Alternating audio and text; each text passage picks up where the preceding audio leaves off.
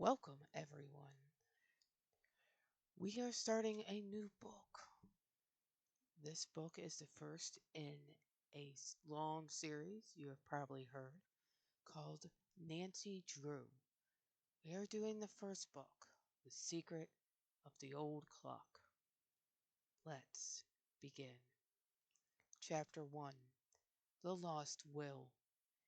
It would be a shame if all that money went to the Tompkins. They will fly higher than ever. Nancy Drew, a pretty girl of 16, leaned over the library table and addressed her father, who sat reading a newspaper by the study lamp. "I beg your pardon, Nancy. What were you saying about the Tompkins?" Carson Drew, a noted criminal and mystery case lawyer, known far and wide for his work as a former district attorney, looked up from his evening paper and smiled indulgently upon his only daughter. Now, as he gave her his respectful attention, he was not particularly concerned with the Richard Thompson family, but rather with the rich glow of the lamp upon Nancy's curly golden bob. Not at all the sort of head which one expected to indulge in serious thoughts, he told himself. Mischievously, Nancy reached over and tweaked his ear. "You weren't paying a bit of attention," she accused him sternly. "I was saying I think it's mean if those snobbish Tompkins fall heir to all of Josiah Crowley's fortune. Can't something be done about it?" Removing his horn-rimmed spectacles and carefully folding the paper, Carson Drew regarded his daughter meditatively. I'm afraid not, Nancy. A will is a will, you know. But it does seem unfair that all the money should go to them, especially when they never treated Josiah Crowley like a human being. The Tompkins were never noted for their charitable dispositions, Carson Drew observed with a smile. However, they did give Josiah a home. Yes, and everyone knows why. They wanted to work him into leaving all his money to them. And it seems that their scheme worked too. They treated him like a prince until he made his will in their favor, and then they acted as though he were dirt under their feet. Folks said he died just to be rid of their everlasting nagging. The Tompkins aren't very well liked in our little city, are they? Mr. Drew commented dryly. Who could like them, father? Richard Thompson is an old skinflint who made his money by gambling on the stock exchange, and Cora, his wife, is nothing but a vapid social climber. The two girls, Isabel and Ada, are even worse. I went to school with them, and I never saw such stuck-up creatures in all my life. If they fall heir to any more money, this town won't be big enough to hold them. In her estimate of the Thompson family, Nancy did not exaggerate. Nearly everyone in River Heights shared the opinion that the Thompsons were snobbish and arrogant, and the treatment they accorded old Josiah Crowley had aroused a great deal of unfavorable comment. Nancy had never known Josiah well, but had often seen him on the street and secretly had regarded him as a rather nice but extremely queer sort of individual. His wife had died during the influenza epidemic following the World War, and since that time Crowley had made his home with various relatives. Although well-to-do, he preferred to visit around. At first, the Tompkins had evidenced no interest in the old man, and he had been forced to live with kindly relatives who were scarcely able to have him with them. Crowley appreciated the sacrifice and openly declared that he intended to make his will in their favor. Then, 3 years before his death, the Thompson family experienced a sudden change of heart. They begged Josiah Crowley to make his home with them, and at last he consented. Presently, rumor had it that the Thompsons had induced him to make his will in their favor. But as time went on and Mr. Crowley, though failing in health, maintained as firm a grip on life as ever, the Tompkins treated him unkindly. Although he continued to live with them, it was whispered about that frequently he slipped away to visit his old friends, and that he intended to change his will again, cutting the Tompkins out entirely. Then one day Josiah Crowley took to his bed and did not get up. Just before his death he attempted to communicate something to the doctor who attended him, but his words were unintelligible. After the funeral only will came to light. To the surprise of everyone, it gave the entire fortune to the Tompkins. Father, what do you suppose it was that Mr. Crowley tried to tell the doctor just before he died? Nancy demanded after a moment of thought. Do you imagine he was trying to disclose something about his will? Very likely, Nancy. Probably he intended to leave his money to more deserving relatives, but fate cheated him of the opportunity. But isn't it possible that he did make such a will and that he was trying to tell what he had done with it? Yes, that's a possibility, of course. Joshua Crowley was rather queer in many ways. Perhaps he hid the will somewhere, Nancy suggested thoughtfully. If he did, I'm afraid it will never come to light. The Tompkins will see to that. What do you mean, Father? The estate is a considerable one, I understand, Nancy, and the Tompkins don't intend that anyone shall get a cent of it. It's my private opinion that they will take care that a second will is never found. Do you mean that if they discovered the will, they would destroy it? Well, I'm not making any accusations, Nancy, but I do know that Richard Tompkins is screwed, and he isn't noted for his honesty. Shrewd. He can't the present will be broken? I doubt it. While I haven't gone into the case, I am of the opinion that the Tompkins have a legal right to the fortune. It would cost considerable to contest the will, and so far as I know, the other relatives are in poverty. They have filed a claim declaring that a later will was made in their favor, but I doubt that the matter will ever go further. But the Tompkins don't deserve the fortune, Father. It doesn't seem fair. No, it isn't fair, but it is legal, and I'm afraid nothing can be done about it. There were two girls who lived somewhere on the river road that were great pets of Crowley's when they were children. It seems to me that they should have had something. And there are a number of relatives who really deserve a portion of the fortune. Nancy nodded thoughtfully and relapsed into silence while she digested the facts of the case. From her father, she had acquired the habit of thinking things through to their logical conclusion. Frequently, Carson Drew had assured her that she went at a thing like a detective. Certainly, she had a naturally clever mind, and took more than an ordinary interest in strange or baffling cases. Carson Drew, a widower, showered a great deal of affection upon his daughter. It was his secret boast that he had taught her to think for herself and to think logically. Since he knew that Nancy could be trusted with confidential information, he frequently discussed his interesting cases with her. A number of times Nancy had been present at interviews which her father had had with noted detectives who desired his aid in solving perplexing mysteries, and those occasions stood out as red letter days for her. There was something about a mystery which aroused Nancy's interest, and she was never content until it was solved. More than once her father had found her suggestions, or intuitions, as he called them, extremely helpful. For a reason which she could not understand, the Crowley case had attracted Nancy's attention.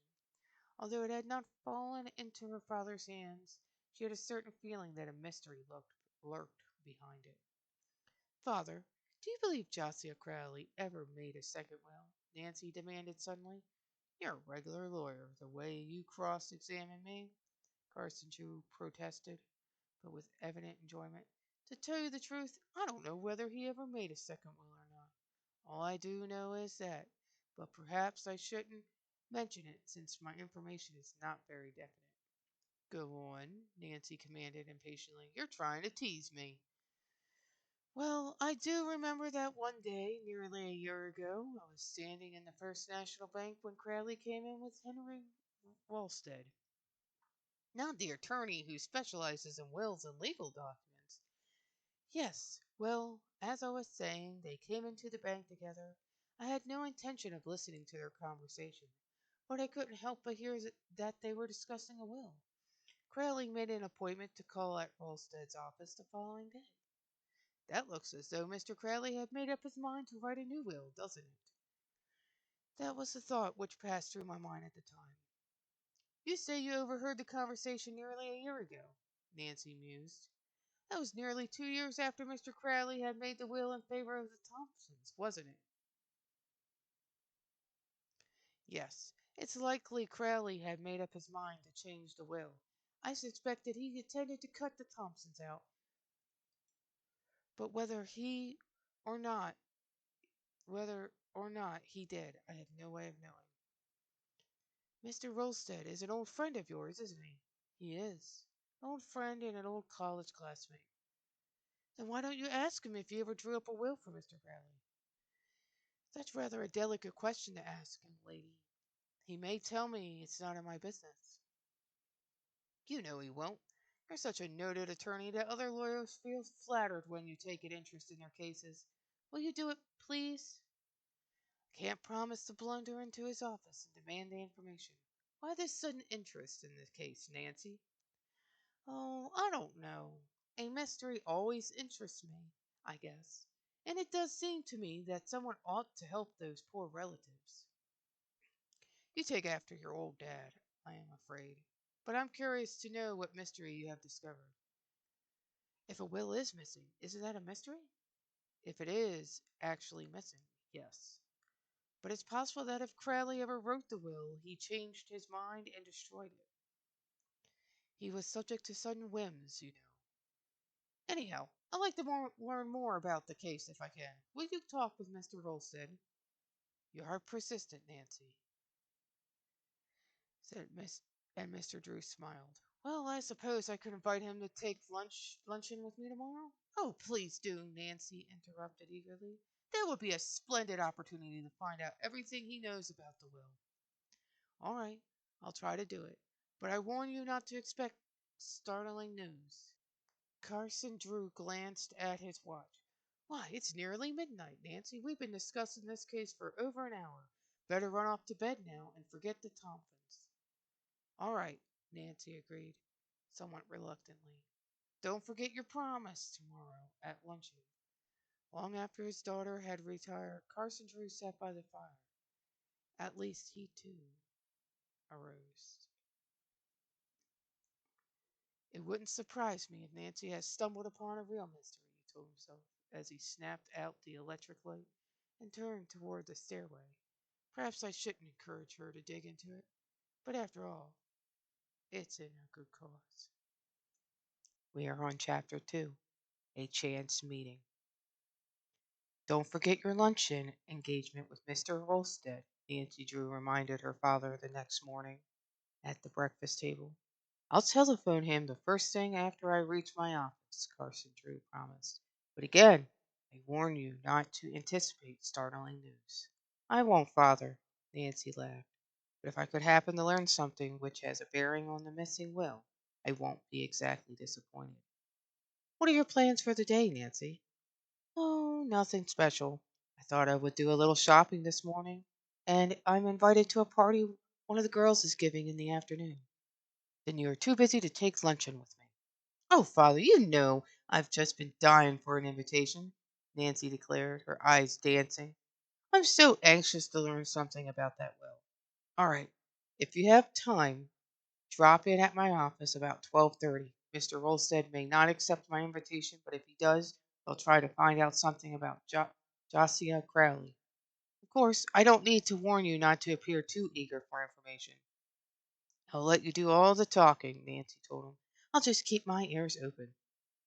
I'll look for you at 12:30 then. Mr. Drew pushed back his chair and glanced at his watch. I must hurry now, or I'll be late getting downtown. After her father had left, Nancy Drew finished her breakfast and then went to the kitchen to consult with Hannah, the maid, concerning the work of the day.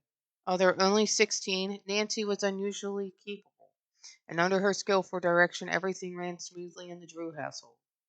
On the death of her mother 6 years before, she had taken over the entire management of the establishment. The Drews employed one servant, Hannah Gruen, an elderly maid of all work who had been with them for many years. The responsibility of the household might have weighed heavily upon Nancy, but she was the type of girl who is capable of accomplishing a great many things in a comparatively short length of time. She enjoyed sports of all kinds, and she found time for clubs and parties. In school, Nancy had been very popular, and she boasted many friends. People declared that she had a way of taking life very seriously without impressing one as being the least bit serious herself.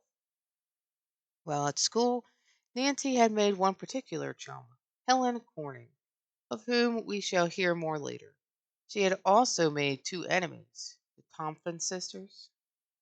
One she had caught Ada in wrongdoing in class. Both sisters had placed the blame on Nancy, but Helen and two others had come to Nancy's rescue.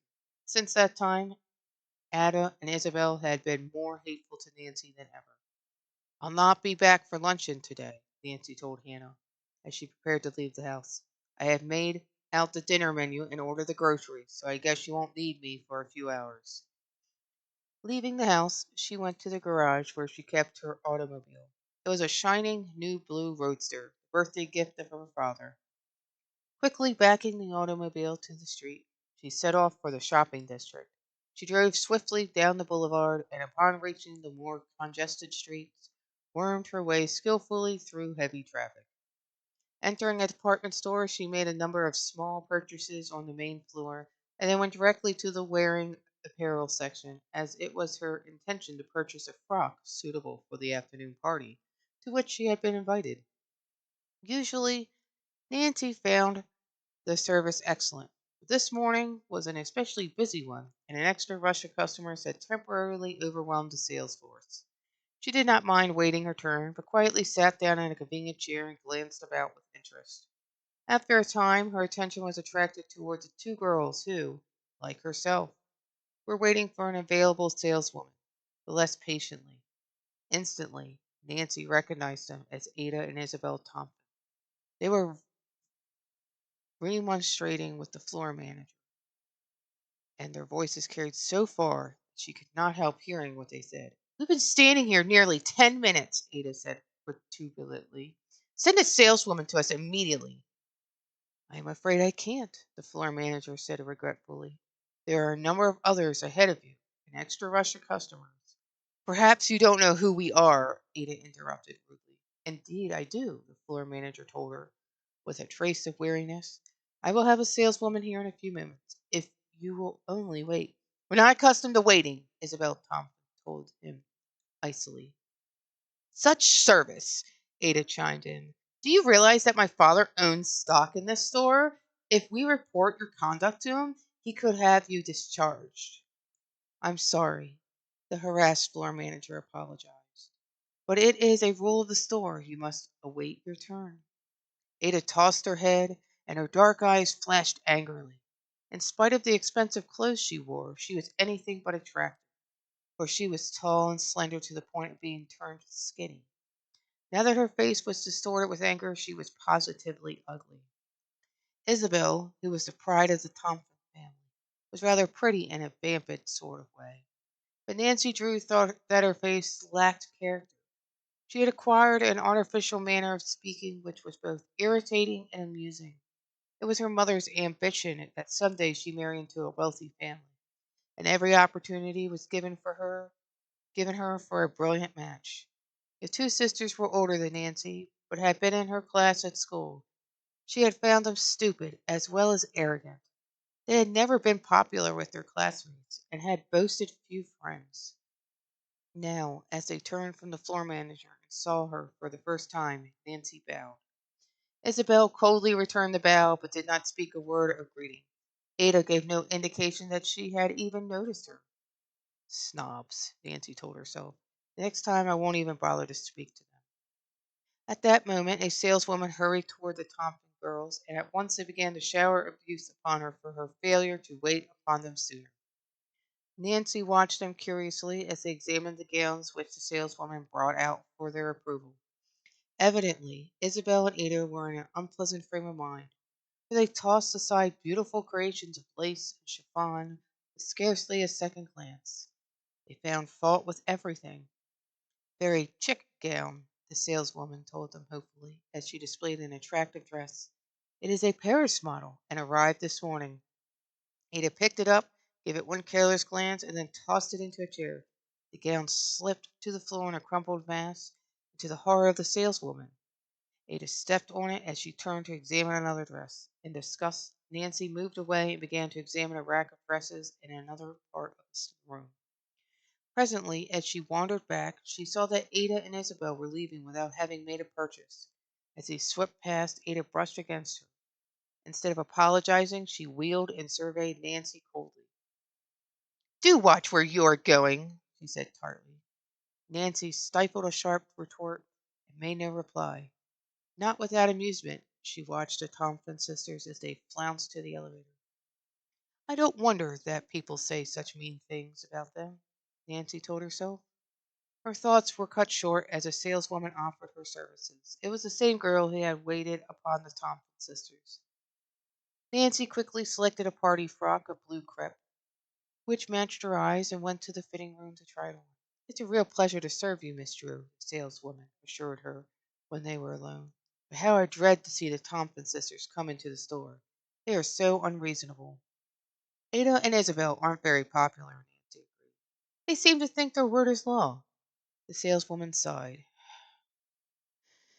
And I'm afraid it will be if they get all of Joshua Crowley's money. She lowered her voice. The estate hasn't been settled, but they're counting on the fortune already.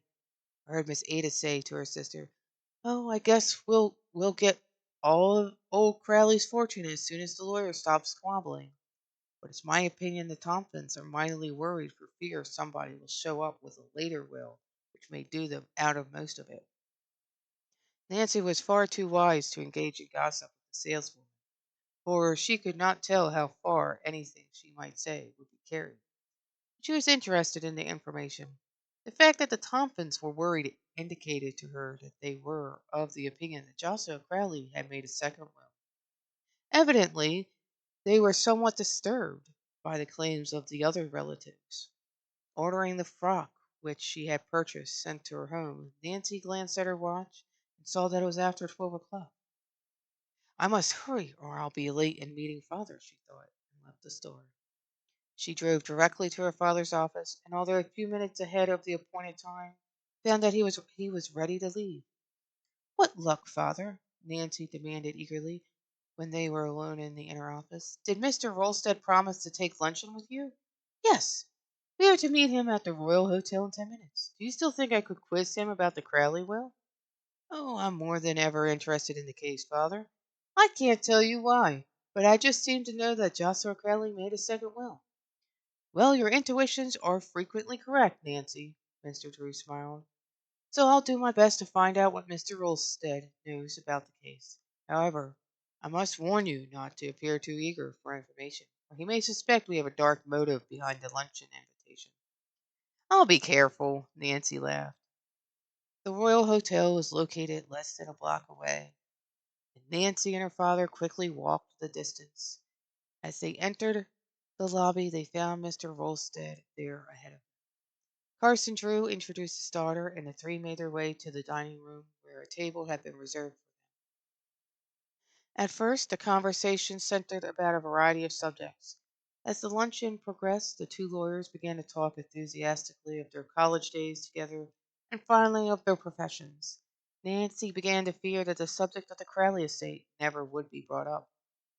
Then, over the coffee cups, Carson Drew skillfully swung the conversation into a new channel, began to discuss strange cases which had fallen into his hands. By the way, I haven't heard the details of the Crowley case. How are the Tompkins making out? I understand the relatives are trying to break the will. For a moment, Mr. Rolstead remained silent, and Nancy began to think that he did not intend to enter into a discussion of the case. The case wasn't turned over to me, Carson, the lawyer said quietly, but I confess I followed it rather closely because of a special interest I happen to have in Crowley. As the present will stands, I do not believe it can be broken. And the Tompkins will get the entire estate, Mr. Drew commented. Yes, unless another will is uncovered. Another will? Parson Drew inquired innocently. Then you believe Crowley made a second one? Mr. Rolstead hesitated as though uncertain whether or not he should divulge additional information, and then, with a quick glance about, lowered his voice. Of course, I wouldn't want this to get out, he began doubtfully. Must trust Nancy not to repeat, Mr. Drew observed, guessing what was in the lawyer's mind. I found that out by experience, said Carson Drew, and Carson Drew smiled upon his daughter. Then I will say this much. It would not surprise me if another will should come to light. The Tompkins treated Crowley most unkindly after he had made his will in their favor. About a year ago, Crowley came to my office and told me that he wanted to draw up a new will. He indicated that he intended to cut the Thompsons off without a cent. He expressed a desire to write the will himself and asked me a number of questions. I told him exactly how to proceed. When he left my office, he promised that he would have me look over the document when he had drawn it up. Then you actually saw the will? Mr. Drew asked in surprise. No, strange to say, Riley never came back. I don't know whether he drew up the will or not. And if he did, there would be an excellent chance that it would not be legal, I suppose. Yes, it's a real trick to draw up a will that cannot be broken. But Joshua Crowley was a very careful man. Still, if he left even a loophole, Tompkins would drag the matter into court. Yes, it is a foregone conclusion that the Tompkins will keep the fortune whether they have a right to it or not. They have the advantage of money, you know. I believe the other relatives have filed a claim, but they have no proof of a second will exists. And without money, they cannot hope to fight the Tompkins. While her father and Mr. Wilson discussed the case, Nancy Drew remained silent, but not a word of what was said escaped her. Although she gave no indication of her feelings, the information excited her. After a time, Mr. Drew paid the luncheon check, and the three arose and left the dining room. Mr. Olsted took leave of them in the lobby. Well, Nancy, did you find out what you wanted to know? Parson Drew inquired after the lawyer had disappeared. Oh, father, it's just as I suspected. Mr. Crowley did make a second will. You mustn't jump hastily at conclusions, Mr. Drew warned her. It's possible that Crowley never drew up the will at all, or if he did, he may have destroyed it. That's possible, of course, but he had no love for the Tompkins, and I have a feeling he hid the will someplace. Oh, if only I could find it. It will be as easy as looking for a needle in a haystack, Mr. Drew replied. If I were you, I would forget about the case, Nancy. I can't forget about it until I've at least made an attempt to find out what became of that will. Nancy insisted stubbornly. All right, dig into the mystery if you like, but I'm afraid you've set yourself an impossible task. I don't see how you hope to discover what became of the will when you haven't even a clue. I'll find a way, Nancy laughed. Give me time and I'll surprise you. But after she had said goodbye to her father and was slowly driving toward home, doubt assailed her. She knew that the odds were against her, although she was determined to find out what had become of the Crowleys' will. She was at a loss to know how to begin. As her father had reminded her, she did not have a single clue. Where there's a will, there's a way, she quoted whimsically. That old proverb is doubly true in the Crowleys' case. If there actually is a second will, I'm going to find it. And if I do, I hope it won't prove to be in the Thompsons' favor. We are on chapter 3, Racing the Storm. Nancy, if you haven't planned anything special for the day, I wonder if you would care to do a little errand, inquired Carson Drew one morning at the breakfast table. Why, of course, Nancy agreed pleasantly. What is it? I have a number of legal documents which must be delivered to Judge Hartgrave at Masonville some time before noon. I would take them myself, but I have several important appointments this morning. I'll be glad to do the errand for you, Nancy promised willingly. I can run over to Masonville in the roadster. It isn't more than a 15-mile jaunt. Fine. That's a load off my mind. You're sure you don't mind? It's such a wonderful day. I'll enjoy the trip. Mr. Drew parted the curtains at the dining room window and looked out. It is a bright day, but I can't say I like the appearance of those clouds in the west. Nancy, I'm afraid it may rain. You know how quickly our storms come up. I'll start just as soon as I get ready then. Where are the papers? At the office. We can ride down together. Nancy Drew hurried away to find her hat and purse. Before Mr. Drew had collected his own belongings, she had from the backed the roadster from the garage and was waiting for him at the curb. I haven't heard you mention the Crowley case lately, Mr. Drew commented as they rode along together. Have you forgotten about it? Nancy's face clouded. No, I haven't forgotten. But I must admit I have made no progress. I guess I'm not cut out for a detective. Don't feel discouraged, Nancy. The Crowley case would baffle a professional. Haven't given it up yet, Father. I may stumble into a clue one of these days. When they reached the law office, Nancy stopped the roadster and her father got out. He disappeared inside the building and, returning a few minutes later, placed a fat manila envelope in Nancy's hand. Give this to Judge Hargrave. You know where to find her. Yes, I have no trouble in finding his office. I've frequently driven as far as Masonville. Selecting the shortest route to her destination, Nancy deftly shifted gears and was off. As she rode along the gravel road, her eyes traveled to the fields on either side of the highway.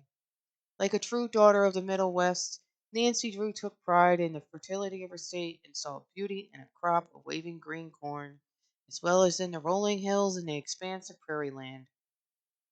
More than once Nancy glanced anxiously at the sky. The sun shone down on the gravel road with dazzling intensity, but a large black cloud had settled in the west. Still, it did not appear to be rolling up very fast, and Nancy told herself that there was no need to worry. It won't rain for an hour or two, and by that time I'll be home, she thought. Nancy took her time on the road, and it was nearly 11 o'clock when she finally drove into Masonville. She went at once to Judge Hargrave's office, but was informed that he had gone to the courthouse. Nancy knew that the legal papers which she had been sent to deliver were important, and rather than leave them with the office girl, she set off in search of the judge. She had considerable trouble in finding him, and it was nearly 12 o'clock when at last she delivered the manila envelope into his hands. Learning that Nancy was the daughter of Carson Drew, Judge Hargrave insisted that she take luncheon at his home before returning to River Heights. Nancy accepted the invitation and spent a very pleasant hour in company with the judge and his wife. When at last she had insisted that she must start for home, it was after 1:30. I have half a notion to take a different route back, she told Judge Hargrave as she stepped into her blue roadster. It's a beautiful drive on the river road, but the trip will take longer, and I am afraid it may rain. Judge Hargrave looked up at the sky, but in spite of a general murkiness, the sun was shining. Oh, I don't believe it will rain for an hour or two, he said optimistically. That big cloud is only bluffing. Then I'll take the river road, Nancy decided. She said goodbye and started the motor. Soon she was spinning along the road which wound in and out along the Muskoka River. Nancy met few automobiles, for the road was infrequently traveled. She did not hurry, but took time to enjoy the scenery. Overhanging trees with dense foliage shaded the road and formed a tunnel which all but blotted out the sky. Presently, as Nancy drove into a clearing, she was astonished to see how dark it had become. Evidently, the big black cloud which had attracted her attention earlier in the day was no longer bluffing. It had grown rapidly in size, and it was spreading over the sky in an alarming fashion. As Nancy Drew watched, the sun vanished as though by magic. How foolish of me to take this road, she chided herself. I'm going to be caught in the storm. There isn't a chance that I can make it. Although the river road was perfectly safe in dry weather, Nancy knew that a little rain would make it dangerously slippery. Then, too, the road was little traveled, and in case of accident, she could not depend upon passing motorists for aid. If a roadster slipped into a ditch, it would be necessary to walk miles for help. Few persons lived along the river road, for the land was not considered valuable. In the spring of the year, with the arrival of heavy rains, the Muskoka River sometimes overflowed its banks and spread over the farmland, destroying the newly planted crops. For this reason, the district was not a popular one, and the land was held by poor folk. If only I could find a farmhouse where I could drive in until the storm passes, Nancy thought desperately. The sky was now entirely overcast, and in among the trees it was as dark as night. Nancy could not see the road distinctly, and switched on the headlights of her roadster. A brisk breeze began to stir the trees, and the leaves seemed to whisper a fearful warning of the storm to come. A feeling of uneasiness took possession of Nancy Drew. She stepped on the accelerator, and the roadster fairly leaped forward as though it, too, understood the need for haste. Suddenly a flash of forked lightning coursed across the sky and was followed by a loud clap of thunder. That was close, Nancy murmured uncomfortably. She bent low over the wheel and took the curves as fast as she dared. An unexpected gust of wind struck the road and blew dust in every direction. And as the cold air struck her, Nancy realized that the storm was almost upon her. Already she could see the rain sweeping down upon her from the far hills. Frantically, Nancy glanced about for a possible shelter. On down the road a short distance, she caught sight of an old farmhouse and a dilapidated barn which stood near the highway. If only I can get there before the rain strikes me, Nancy thought anxiously. But the storm would hold off no longer. Large drops of rain began to splash against the windshield, slowly at first, and faster and faster. The sky had taken on a yellowish cast. Then, unexpectedly, came a second flash of lightning, and simultaneously a deluge of rain. Nancy turned on the windshield wiper, but the rain was blinding in its violence. It was impossible to see more than a few feet ahead of the automobile, and almost in an instant the road had dissolved into a sea of mud. Nancy had been caught in a number of storms, but never one like this. She feared that she would slip into a ditch before she could reach the shelter of the barn. Then, at the side of the road, the barn loomed up, and in relief Nancy saw that the doors were wide open. Without an instant's hesitation, she headed straight for the building and drove in.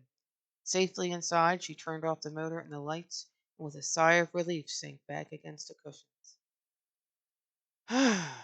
Well, you got in just in time, said a pleasant voice behind her. Startled, Nancy Drew turned quickly and saw a girl of her own age regarding her with interest. Even as the stranger spoke, the storm broke in full violence. A cold blast of wind rattled the barn doors and sent a sheet of rain outside. I beg your pardon, Nancy apologized as she climbed from the roadster. It wasn't very polite of me to run in here the way I did. You're more than welcome to the shelter, I am sure, the stranger told her kindly. I'm afraid we haven't much else to offer. In the semi darkness, Nancy studied the girl curiously. She had been impressed with her cultured voice and manner, and now she noted that her clothing, while not expensive, was neat and well made. The girl did not appear to be the daughter of a farmer who would live on this poor land, yet she seemed to fit into her background. Looks to me as though we're in for a real storm, the girl said and smiled pleasantly. She glanced outside at the pelting rain. I'm afraid you'll be forced to remain here for some time. So long as I'm not out in the rain, I don't mind, Nancy replied quickly. That is, if you don't object. Object? The girl spoke impulsively. Oh, you can't understand how eager we are for visitors. Grace and I seldom have a chance to talk with anyone our own age. Sometimes a whole week will go by and we won't see anyone but the postman. Nancy Drew had a natural talent for unearthing interesting stories, and now a sixth sense seemed to tell her that she had encountered something unusual. She was eager to learn more about the girl and her reason for leading such an isolated life. I must thank you for the hospitality, Nancy said, with a friendly smile. After all, perhaps the storm has done us both a real favor in throwing us together. At the moment, Nancy Drew little dreamed that the next few hours were to reveal the truth of her polite utterance. Chapter 4. An Interesting Story. The storm is getting worse every minute, Nancy Drew's companion observed. Nancy followed her to the barn door and looked out. The rain was now coming down in torrents, and as the girls stood in the doorway, a sudden gust of cold wind blew a sheet of water into their faces. Oh, let's get back where it's dry, Nancy laughed. This is terrible. It's getting cold too, her companion announced with chattering teeth. Why not come into the house with me? It's far more comfortable there. And unless I'm mistaken, the storm will continue for an hour or so. I don't like to trouble you. Oh, it's no trouble at all. Grace will never forgive me if I don't bring you inside. She turned to Nancy with an apologetic smile. I guess I forgot to introduce myself. My name is Allie Horner. And I'm Nancy Drew. Not the daughter of Carson Drew, the noted lawyer. Yes, Nancy admitted in surprise. Do you know my father? Oh, no, but I guess everyone has heard of him. Allie Horner began to take off the raincoat which she wore. Here, take this, and I'll find you a pair of rubber boots. I don't want to take your raincoat, Nancy protested. What will you wear? Oh, I have an old coat hanging here on a nail. I'll use that. Anyway, the rain won't hurt my dress. Under protest, Nancy donned the raincoat and put on a pair of rubber boots, which were several sizes too large for her. She made such a grotesque picture that the two girls could not help but laugh. Then they closed the barn doors. "Now," Allie directed, "let's make a dash for it." Hand in hand they splashed through the mud toward the farmhouse. As they ran, a vivid flash of lightning momentarily illuminated the sky and caused the girls to cringe. The rain pelted down steadily, and the atmosphere was much colder than it had been 10 minutes before. "If it gets any colder, we'll have hail," Allie chattered, as the two girls reached the shelter of the porch. Dropping their muddy boots outside, Allie flung open the door, and they entered a warm kitchen. As the door closed behind them, an older girl who was bending over the kitchen range turned toward them in surprise. "Grace, I've brought you a visitor," Allie said quickly. "Miss Drew. I want you to meet my sister. She's the mainstay of our little family." Grace Horner cordially acknowledged the introduction and greeted Nancy with a warm smile. She was tall and slender, as was her sister, with dark hair and thoughtful brown eyes. Nancy judged that she was at least 4 years older than Allie. Her face was rather serious, and it was evident that responsibility had fallen upon her shoulders at an early age. Nancy was at once attracted to both Grace and Allie, and responded to their cordial welcome. "It's nice of you to take me in this way," she told them. "Mercy, it's a pleasure for us," Grace assured her. "We don't see a girl of our own age once in a month unless we go to Masonville, and our visits there aren't very frequent, Miss Drew." "Oh, please call me by my first name," Nancy begged. "Everyone does." The three girls were soon laughing and talking together as though they had always been friends. Nancy knew that she was going to like the Horner girls, and it was evident they were delighted with her. Presently Grace deftly removed the cake from the oven and set it on the table to cool. "Let's go into the living room," she suggested. "My cake is done, so I don't need to watch it. I'll give you a piece before you go, Nancy." "And Grace's cakes are the real thing," Allie declared. "I'm not much of a cook myself. I'd rather be outdoors." "We don't wish you any bad luck, Nancy," Grace laughed as she led Nancy into the next room. "But Allie and I don't care how long it storms." "Neither do I, so long as I get home before dark," Nancy replied. Although the living room was warm and comfortable, it was nearly bare of furniture. The floors had been painted and were scantily covered with handmade rag rugs, with the exception of an old-fashioned divan, an inexpensive table, a few straight-backed chairs, and an old wood stove which furnished heat. There was little in the room. However, dainty white curtains covered the windows, and Nancy realized that although the Horner girls were poor, they had tried hard to make their home attractive. "Surely you two girls don't live here alone, do you?" Nancy inquired. Allie nodded. "Grace and I have been living here ever since Father died. That was 2 years ago. Mother passed away just before that," the girl added with a slight catch in her voice. "But how do you manage it? It must be dreadfully hard for two girls to run a farm by themselves," said Nancy in wonder. Our farm isn't very large now," Grace said quietly. "We have only a few acres." "I know you wonder how we live, but are too polite to ask," Allie broke in. "Grace helps a dressmaker at Masonville whenever she can get work. She makes all our clothes, too. And I raise chickens." "Chickens?" Nancy asked in surprise. "Can you make much at that?" "Well, it all depends. This year the market hasn't been so high as usual, and the price of eggs has dropped, too. But I enjoy the work, and I could make it pay if only I could afford to start a flock of white leghorns." "Allie is a regular outdoor girl," Grace explained with a smile. "We divide our work. I attend to the house, but she would rather be outside. We get along very nicely in the summer," Allie went on. "We raise vegetables and have enough for our own use. But in the winter it's hard. I don't know how we'll manage this year." "We'll find a way, Allie," Grace told her with a brave smile. "We always have." She arose from her chair and turned to Nancy. "I'm not sure I'm sure you're not interested in our misfortunes. It's true that we're poor, but we could still offer a guest a cup of tea. Excuse me while I make it." It was on the tip of Nancy's tongue to protest, but she checked the words just in time. She knew that Ellie and Grace were proud, and that to refuse their hospitality would hurt their feelings. "I wish I could help them," Nancy thought. But if I offer to pay for the tea, they will be offended. Perhaps later on I can engage Grace to make a dress for me. In a few minutes, Grace returned to the living room bearing a tray which had been covered with a clean white napkin. She poured the tea and served the cake with as much pose as though she were gracing an elegant drawing room. I never tasted more delicious cake in all my life, Nancy said warmly. The three girls chattered over the teacups and watched the rain beat against the windows. Presently, as Nancy noticed an unusual picture on the wall, she commented on its beauty.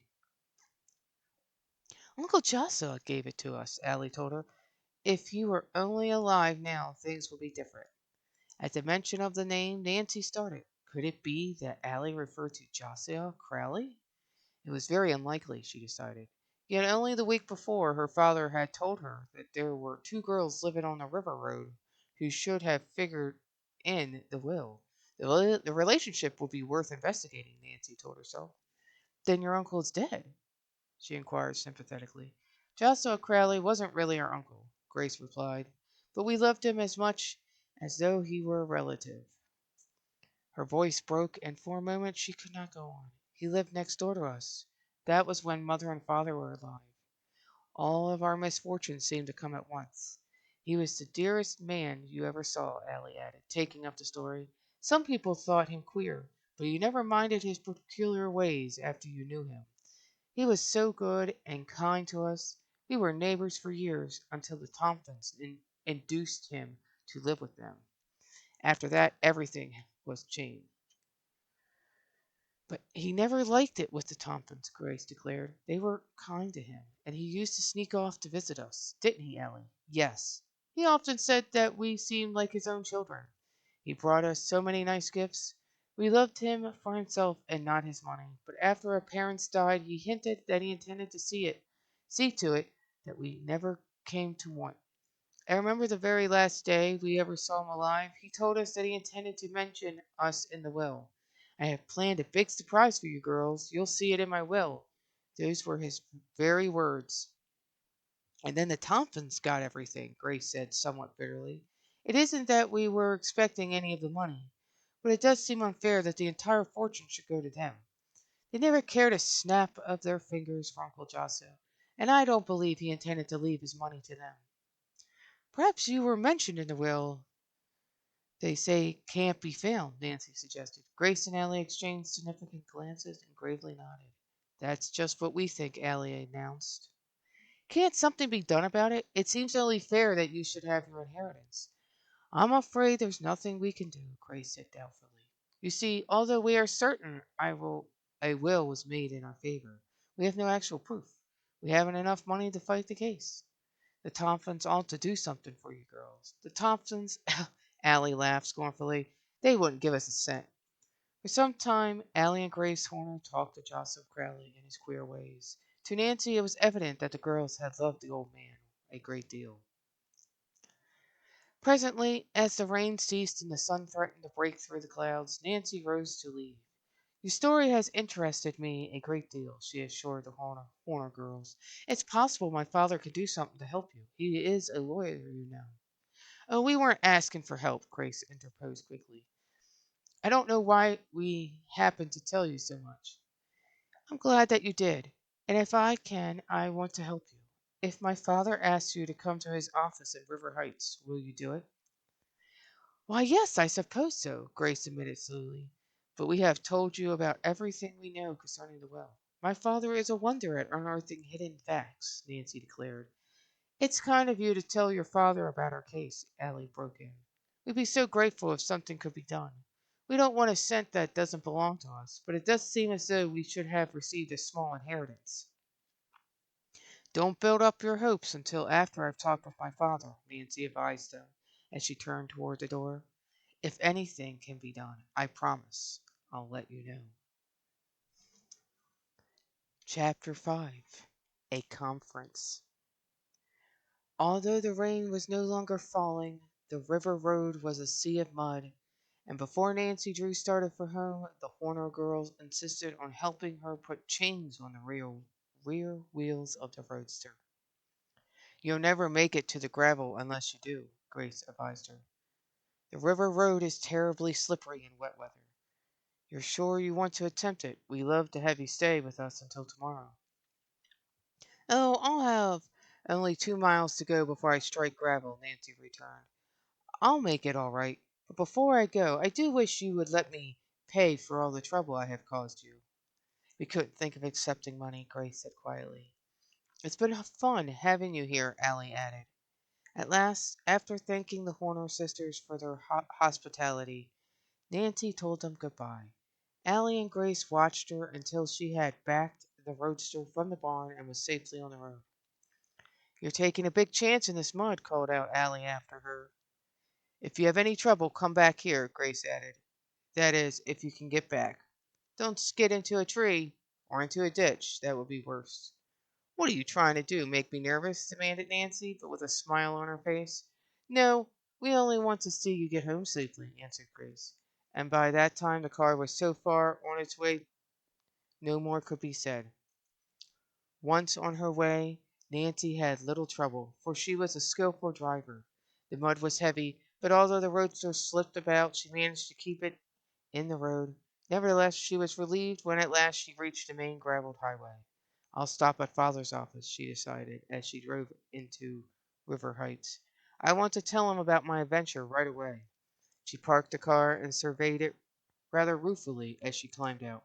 Poor thing needs a bath. But even if I did get into mud, it was worth it. Otherwise, I would never have found out about the Horner girls. As Nancy was admitted to her father's private office, he arose from his chair to greet her. I'm glad you're here safe and sound, he declared in relief. I've been worried ever since that storm came up. I telephoned the house, and Hannah said you weren't back. It gave me a bad scare. I had a little adventure, Nancy announced with an important air. Quickly she told of her meeting with the Horner sisters and what she had learned concerning the Crowley will. Allie and Grace Horner are as poor as church mice, but they're proud too, Nancy ended. If only we could do something to help them. They deserve a portion of the Crowley estate, but they'll never get it unless someone takes a hand. From what you say, it looks as though Crowley really did make a will in their favor, Carson Drew commented thoughtfully. I never had any particular liking for Richard Thompson, and I'll admit it would please me to see him lose the money. I'll be glad to do anything I can to help the Horner girls, Nancy. We might invite them to the house for a little conference. I was hoping you would suggest that. You see, the girls have no idea what became of the will. They never saw it. Well, it is possible that by talking with them we may learn something which may serve as a clue. I'll invite them to the house tomorrow if you want me to, Nancy said quickly. You're so clever at asking questions, and the Horner girls will do anything in their power to help. Mr. Drew studied his desk calendar for a moment. All right, but make it a day after tomorrow afternoon at 3. I have no appointment for that hour. Now that she had accomplished her purpose, Nancy gave her father a hug and fairly danced toward the door. I knew you'd try to help them, she called back over her shoulder. Now that you've promised, I'll scamper off and let you get your work done. Nancy's interest in the Crowley case had intensified since her chance meeting with the Horner girls, and it was with impatience that she awaited the conference. All the day of the appointment she kept watching the clock, wondering if Allie and Grace would keep the engagement. She had sent them the invitation, and they had promised to come, but Nancy was a trifle uneasy, especially as the hour of 3 approached and the two girls had not arrived. I don't see why they don't come, she fretted. The words were scarcely out of her mouth when the doorbell jangled. That must be the girls' nail, she cried as she hurried to open the door. It was indeed Allie and Grace Horner. Nancy greeted them enthusiastically and, ushering them into the comfortable study, introduced her father. At first, the Horner sisters were rather ill at ease, but after a few minutes they relaxed and began to talk frankly. Tell me about Joshua Crowley, Carson Drew suggested. I understand that he was a rather peculiar man. Oh, he was, Allie began impulsively. I've seen him go about hunting for his spectacles when they were on his nose all the time. Did he ever hide things? Mr. Drew inquired. Did he? Allie laughed. He was always putting things in what he called a safe place. The place was usually so safe that he could never find it again. Did he ever say anything which would lead you to believe that he had hidden a will? Allie shook her head. Not that I can remember. Why, did he too? Grace broke in. One day, why, he did, too, Grace broke in. One day when he was at our house, he got to talking about the Thompsons and the way they were trying to get his money. I guess they'll be fooled all right when they find out I've made another will, he said, with that odd little chuckle of his. This time, I'm not going to trust it to any lawyer. I'll put it away in a place that I know will be safe. That's right, Ellie agreed. I had forgotten. Was Crowley living with the Thompsons at the time he told you this? Carson Drew asked quickly. Grace nodded. Do you think it's possible that he hid the will somewhere in the house? You mean at the Thompsons? Grace inquired. Of course I have no way of knowing, but it's my opinion that he did. Nancy and her father exchanged quick glances as the same thought occurred to them. Perhaps the Thompsons had discovered the will and already had destroyed it. Carson Drew asked a few more questions. The Horner girls were eager to help, but they were unable to furnish additional information which had a direct bearing on the missing will. After Nancy had served tea, they thanked Carson Drew for his interest in them and arose to depart. If I find that I am able to help you in any way, I will do so, Mr. Drew told the sisters as he escorted them to the door. And of course there will be no charge for my services. However, unless the will is found, there is really very little that can be done. After Allie and Grace had left, Nancy turned inquiring eyes upon her father. Charming girls, he commented, and undoubtedly deserving. Then you'll help them, Nancy demanded greedily. I'm afraid there is nothing I can do, Nancy, Mr. Drew returned regretfully. The will is probably lost forever. It wouldn't surprise me if it had been destroyed. You mean the Thompsons? Carson Drew nodded. The same thought came to me, Nancy declared. It would be just like them to destroy it if it fell into their hands. They have no scruples whatsoever.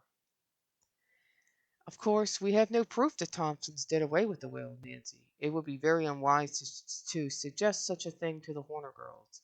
They deserve a portion of the estate, but without the will, nothing can be done. If they took the matter to court, they wouldn't have a chance to win. I suppose you're right, Nancy admitted unwillingly.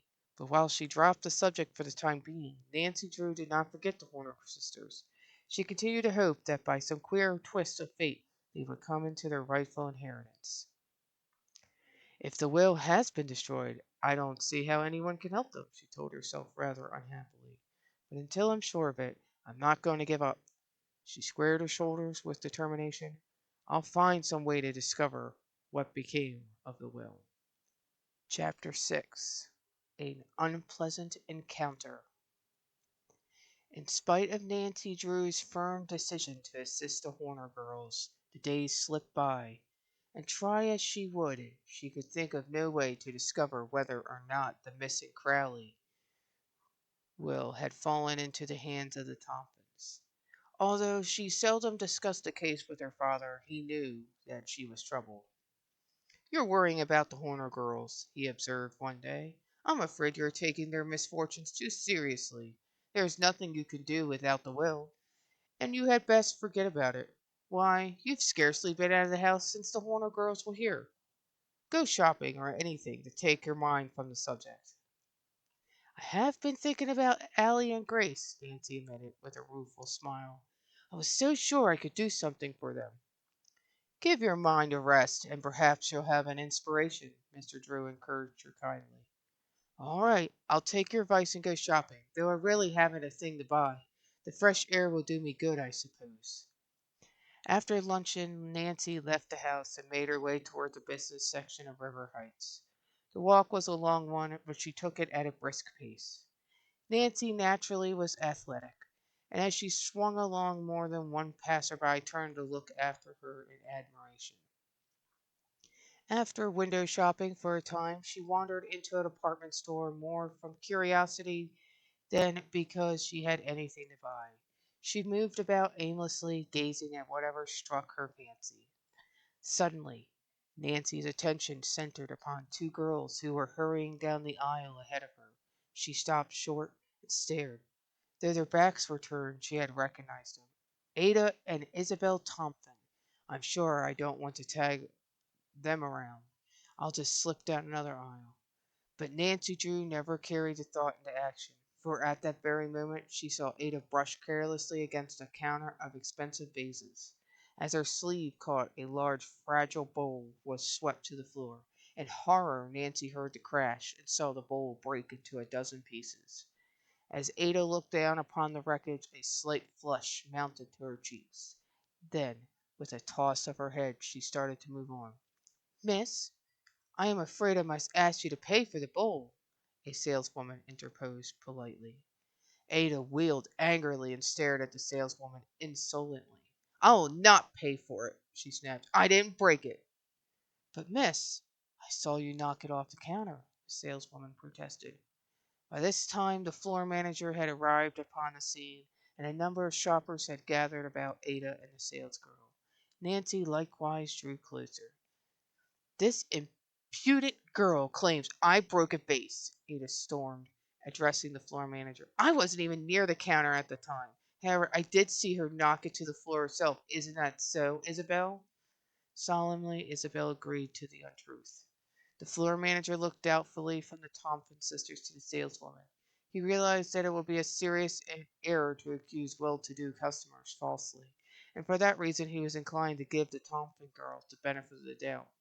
He stooped over and examined the fragments of the bowl. Someone must pay for the damage, he said severely. This is an expensive imported bowl.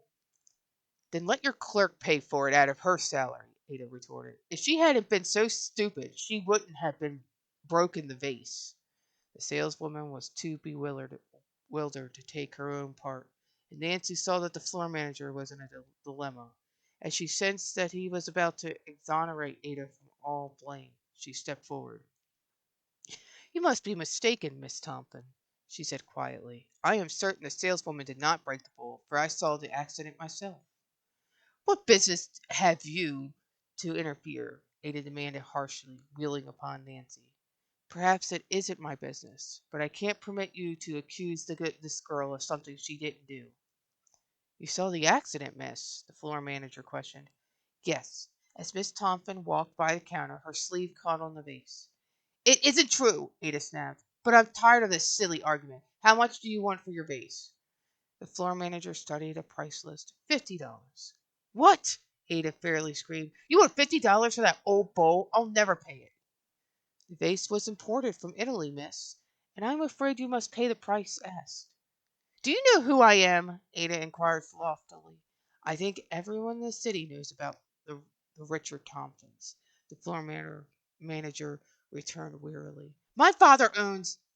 He doesn't own this store, the man interrupted with growing impatience. If you refuse to pay for the vase, I shall be forced to turn you over to the authorities. You wouldn't dare, Ada gasped. Never in all my life have I been insulted like this. Isabel, who was slightly more reasonable than her sister, now held a whispered conference with Ada. All right, I'll pay for the bowl, Ada decided, as she took out her checkbook. But let me warn you, the matter won't be dropped here. She turned upon Nancy Drew and eyed her coldly. I'm not through with you either, young lady. You'll pay for this outrage. Nancy made no reply but continued to smile pleasantly, an act which further enraged the Thompson sisters. Hastily settling for the damage Ada had done, they sailed grandly out of the storm. Gratefully, the saleswoman thanked Nancy. You don't know how I appreciated the way you took my part. I couldn't have paid for the bowl, and if you hadn't said what you did, the floor manager probably would have discharged me. I saw her break the bowl, and I was determined to see justice done. There is my name and address if you need it. And Nancy handed the woman a card. I'm afraid you have made enemies by taking my part. Nancy shrugged her shoulders indifferently. It doesn't really matter. The Thompson girls were never my friends. But they might try to get even with you. They're very spiteful. Let them try, Nancy smiled. However, I don't believe there is any need to worry. Their talk is mostly bluff.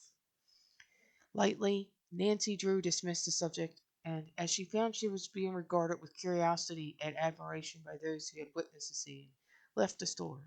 She walked slowly toward the park. It makes my blood fairly boil every time I think of Ada and Isabel Thompson getting all the Crowley fortune, she told herself with feeling. Especially when Grace and Allie Horner need the money so badly. The way Ada tried to accuse that shop girl was disgusting. Nancy crossed the public park and paused for a moment at the drinking fountain. As she glanced up, she saw that unwittingly she had selected the path Isabel and Ada Thompson had taken. Upon leaving the department store, they too had gone to the park and were now seated upon a bench, engaged in earnest conversation. Their heads were close together, and from the expression on their faces, Nancy suspected that they were discussing her.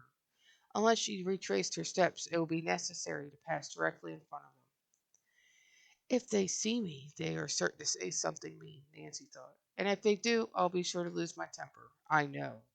She decided impulsively. I'll take the path through the bushes and avoid them. I can pass behind that bench and they'll never notice me. Ada and Isabel were so engrossed in their conversation that they failed to notice Nancy's approach. Chuckling to herself, Nancy left the sidewalk and quietly made her way down the path, which was shaded with overhanging bushes. She had no intention of attempting to overhear what the Tompkins sisters were saying, but as she noiselessly approached the bench where they were sitting, two words reached her ears, causing her to pause involuntarily. Ada was speaking, and the phrase which Nancy had accidentally overheard was "the will." In a flash, her suspicions were aroused. She comprehended the significance of the phrase. It must be Joshua Crowley's will they were talking about, she reasoned. Perhaps they know something about the missing will. They may reveal what became of it. With the instinct of a detective, Nancy Drew crept cautiously closer. The bushes were thick, and by crouching low behind the bench, she was able to hear without being seen. Oh, if only she might learn something which would prove that the Tompkins had deprived the Horner girls of their inheritance. Chapter 7. Nancy Turns Sleuth. While Nancy Drew eagerly waited, scarcely daring to breathe naturally lest her presence be detected, Ada began to speak. "Well, if there should happen to be another will, we may be dumps," she said sourly. "I don't believe Joshua Crowley ever made such a will," Isabel replied, in so low a tone that Nancy scarcely caught the words. "Evidently Nancy Drew does, or she wouldn't be taking such an interest in those Horner girls," Ada returned. "I know she had them at her house last week, because I was passing and saw them go in. How I hate that girl! If she should get her father interested, he might dig up another will." "Even if another will does turn up, we can trust Dad to take care of it," Isabel commented dryly. "You mean he would—" "Never mind what I mean," Isabel insinuated darkly. "Mother and Dad wouldn't be simple enough to let that money get away from us. It's ours by right, anyhow. Didn't Joshua Crowley live on us?" "Yes, we ought to have all of the money after enduring him for nearly 3 years. Just the same, I don't like the way Nancy Drew has taken up with the Horner girls. She always did have a way of nosing into things she had no business to find out." "Oh, pooh for her," Isabel scoffed. "Let her try to discover anything she likes. The money was given to us fairly enough." The conversation ended abruptly as Isabel and Ada arose from the bench and walked on down the street. Nancy waited until they were out of sight and then emerged from the bushes. "There may be a chance to find that missing will after all," she reasoned, as she sank down on the bench vacated by Isabel and Ada.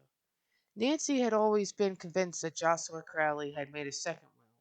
However, since her talk with the Horner girls, she had shared her father's opinion that the document had fallen into the hands of the Tompkins only to be destroyed. This conviction had discouraged her. Now the information which she had gleaned from the snatch of overheard conversation gave her new hope. From what Isabel and Ada had said, she was led to believe that if Joshua Crowley had made a second will, the Tompkins were as ignorant as herself concerning its whereabouts. "Anyway, it's encouraging to know the will hasn't been destroyed," Nancy told herself. "But there's one thing certain. If the Tompkins ever get their hands on it, they'll take care it never comes to light." From what Isabel and Ada said, I judge they're beginning to realize their position is anything but secure. If I'm ever to find that will, I must get busy before they beat me to it. Nancy Drew possessed her father's liking for a mystery, and she delighted in a battle of wits when championing a worthy cause. Carson Drew had often remarked that he enjoyed the detective work of his cases better than the court work, but Nancy knew he was too busy with his own cases to devote much attention to the missing Crowley will. If anything were done to help the Horner girls win their inheritance, she must accomplish it herself. As Nancy reviewed the facts of the case, it seemed to her that she must have overlooked a possible clue. Never had a mystery appeared more baffling. For nearly 10 minutes Nancy sat lost in deep thought. Then, with a cry of delight, she sprang to her feet. How stupid of me not to think of it before. The Horner girls aren't the only ones who should have figured in the will. There were a number of relatives, and father said that they filed a claim, too. I wonder who they are. If I could talk with them, it's possible I might learn something that would have a bearing on the case. Convinced that the inspiration was a happy one, she set off toward her father's office. He was engaged in an important conference when she arrived, and Nancy was forced to wait 10 minutes before she was admitted to the inner office. Now what? Her father asked, smiling as she burst in upon him. Is it a new dress you want? Nancy's cheeks were flushed and her eyes danced with excitement. Don't try to tease me, she protested. I've stumbled onto something important, and I want information. At your service, Nancy, Mr. Drew said, but if it's about that Crowley case, I've told you everything I know. Nancy poured out the story of her encounter with the Thompson sisters in the department store, and told of the conversation she had overheard in the public park. Mr. Drew listened with interest until she had finished. And now, what is it you want? He asked gravely. I thought if I went to those other relatives, I might be able to learn something which may help solve the mystery. A good idea, Nancy, but I don't know their names, and that's why I came to you. I wish I could help you, but I'm afraid I can't. Mr. Drew said regretfully. Nancy's face fell. Wait a minute, he called as she turned to leave. I can supply the names you want, but I think I can tell you where. I can't supply the names you want, but I think I can tell you where to find them. Where? At the courthouse. It should be on file. He glanced at his watch and frowned. But I'm afraid it is too late to go there this afternoon. Oh, and I'm anxious to find out right away, Nancy declared in disappointment. If I delay even a single day, the Tompkins may get ahead of me and find that will. Suddenly, her face brightened as she thought of something. I know. I'll jump into the roadster and run out and have a talk with the Horner girls. They should be able to furnish me the information. You can try them at least. That's just what I'll do, Nancy decided as she turned again toward the door. Just a minute, Carson Drew stopped her. I wonder if you realize just what you're getting into, Nancy. Why? What do you mean? Only this. Detective work isn't always the safest occupation in which to engage. I happen to know that Richard Thompson is an unpleasant man when crossed. If you actually succeed in learning anything which may help the Horner girls, you are certain to have the Thompsons in your wool. I'm not afraid of them, father. Good, Mr. Drew exclaimed. I was hoping you would say that. I'm glad you have the courage of your convictions, but I didn't want you to march off into the battle without a knowledge of what undoubtedly you will be up against. Battle. Yes, battle. Rest assured the Thompsons won't give up the fortune without a bitter struggle. However, if they attempt to make serious trouble, I promise to deal with them myself. I only wish I had the time to help you find the will. And if I find it, I'll take the matter into court. Oh, thank you. There's no one like you in all the world. Nancy moved toward the door. I may not get back until rather late, she threw back over her shoulder. I have a feeling I may discover a real clue today, and if I do, I'm going to trail it down. With characteristic impetuosity, she darted from the room, permitting the office door to bang behind her. Chapter 8. A discouraging day. After leaving her father's office, Nancy Drew went directly home. Quickly backing her roadster from the garage, she set off down the river road in the direction of the old farmhouse where the Horner girls lived.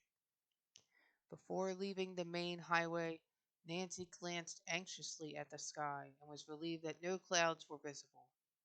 After my last experience, I don't intend to get caught in another storm, she admonished herself. The recent rain had made the roads rough, and Nancy bumped about in the roadster rather uncomfortably. At last, however, she came within sight of the farmhouse, and as she viewed it from a distance, noticed that it was even older and more run down than she had thought. The house was large and rambling, but apparently it had not been painted in years. Shingles were falling from the roof, and the porches sagged. As Nancy's eyes traveled to the old barn, she wondered how it had managed to survive the recent storm. If Allie and Grace Horner only had money, they could make the place attractive, she thought as she drove through the open gate. Squawking chickens fled before her as she stopped the roadster in the barnyard and switched off the engine. Springing lightly from the car, she ran up the walk toward the house. She paused at the kitchen door and rapped. Receiving no response, she went around to the front of the house and knocked on another door. There was no answer, nor did a tour of the yard reveal either of the Horner girls. Disappointment took possession of Nancy. She had driven nearly 15 miles only to find no one at home. I'm defeated at every turn, she thought disconsolately as she slowly walked back to the roadster. It's certainly discouraging. Hello there, a voice called. Were you looking for us?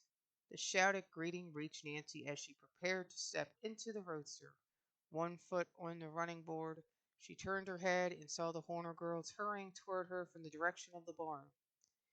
Allie did not wait for her sister to open the barnyard gate, but springing easily over it, ran to meet Nancy. We saw you just as you were leaving the house, she cried enthusiastically. We wouldn't have missed you for anything. We were picking berries in the woods, Grace explained as she hurried up, slightly out of breath. Proudly, she displayed a tin pail which was filled nearly to the brim with raspberries.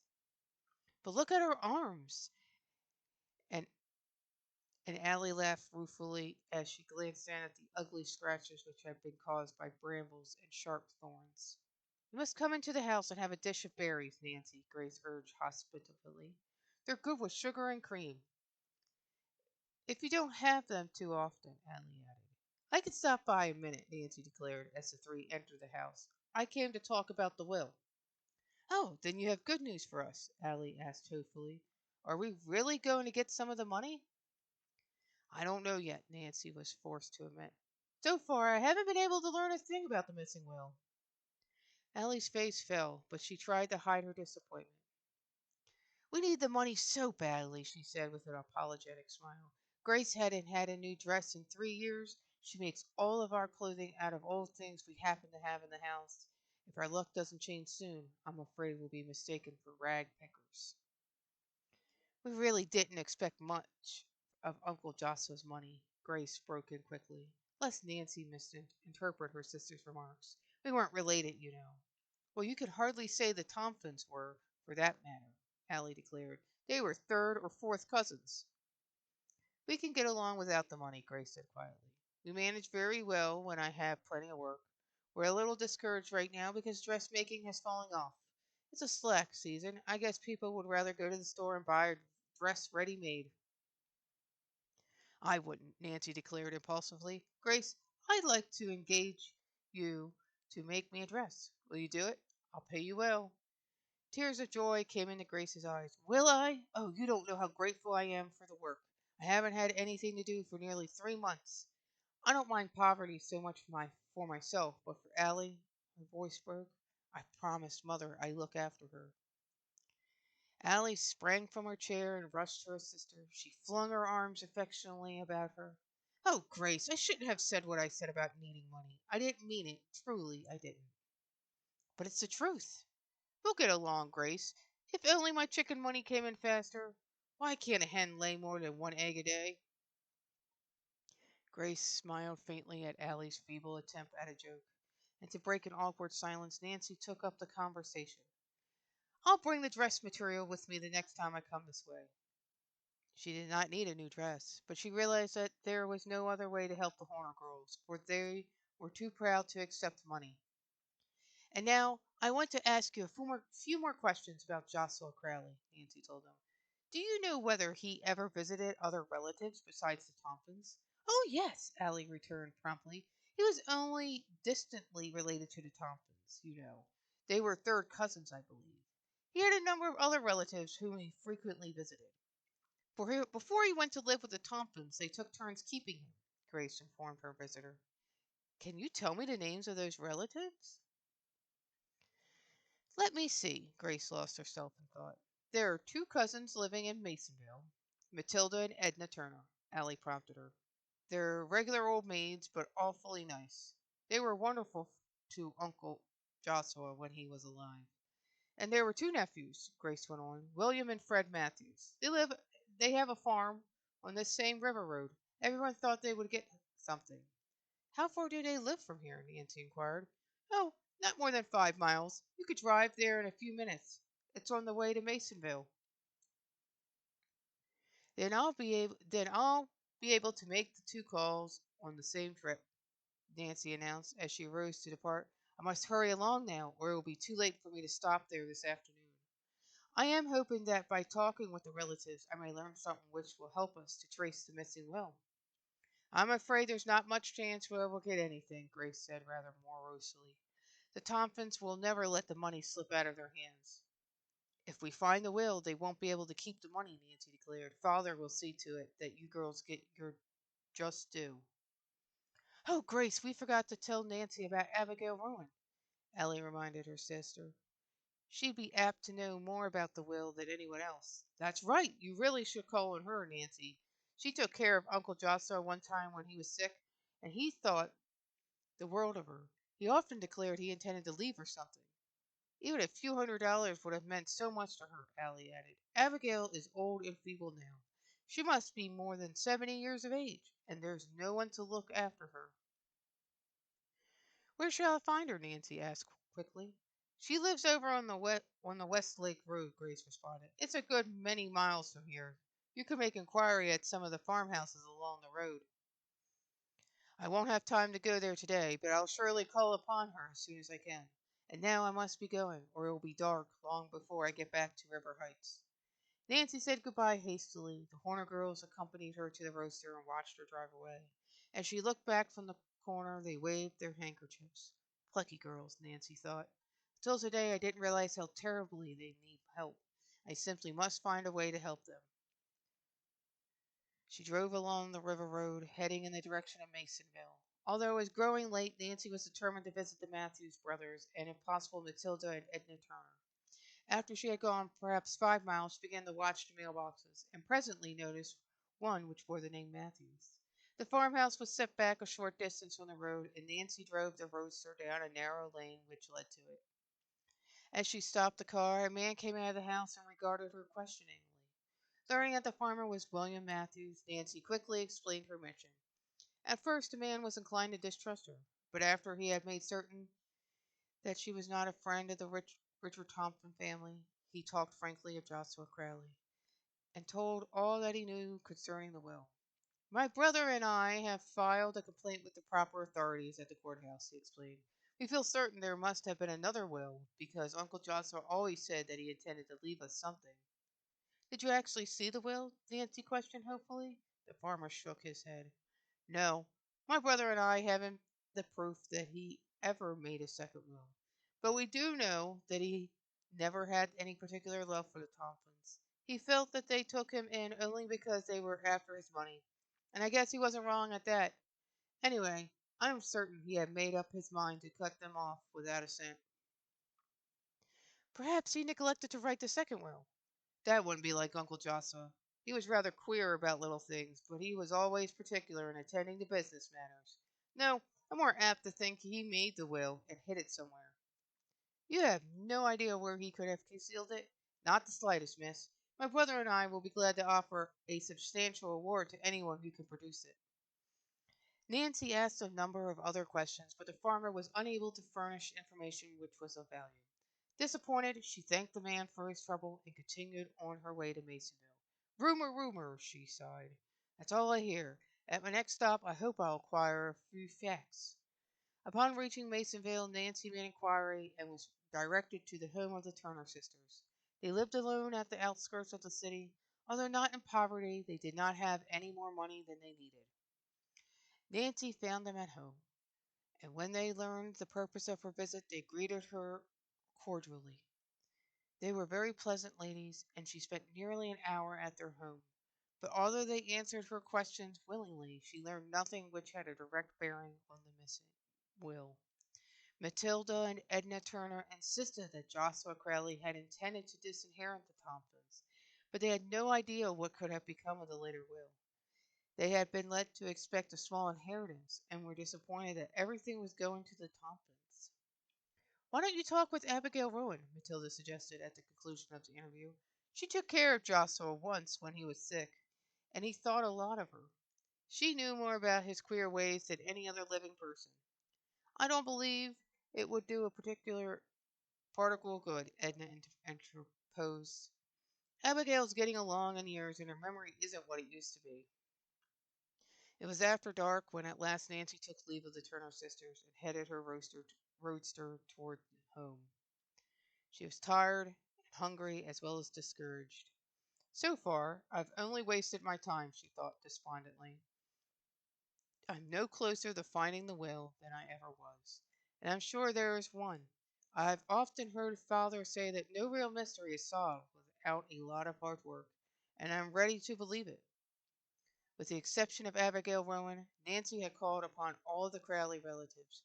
From what the Turner sisters had told her, she was doubtful that a visit to her cottage would be worth while. "Oh, well, I suppose I may as well go there tomorrow," Nancy decided, after a mental debate. "She's my last hope. If I fail there, I'll be forced to give up." Chapter 9. Vital Information. "This must be the house. It certainly fits the description given me." As she spoke, Nancy Drew paused before a square one-story frame building, which stood dejectedly in the center of a yard overgrown with weeds and dandelions. The cottage was sadly in need of paint, and pickets were missing from the sagging fence which enclosed it. A boardwalk which led to the front porch had begun to rot away and offered treacherous footing. "The place looks deserted, but I'm sure Abigail Rowan must live here," Nancy assured herself as she made her way up the walk, gingerly avoiding loose boards which threatened to fly up at her. Early that morning she had left River Heights in her final quest for information concerning the Crowley will.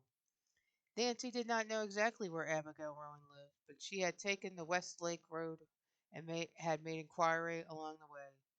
Neighbors had assured her that she could not miss the place, as it was the most run-down house along the road. "If Abigail can't help me, I'm at the end of my string," Nancy thought as she rapped on the front door. There was no response to her knock, and she rapped a second time. She was about to turn away in disappointment when a slight noise within the house attracted her attention. She was certain her rap had been heard. "Who's there?" a muffled voice called. "If you're a peddler, I don't want anything." "I'm not a peddler," Nancy called out reassuringly. "Won't you let me in, please?" There was a long silence, and then the quavering voice replied, "I can't open the door. I've hurt myself and can't walk."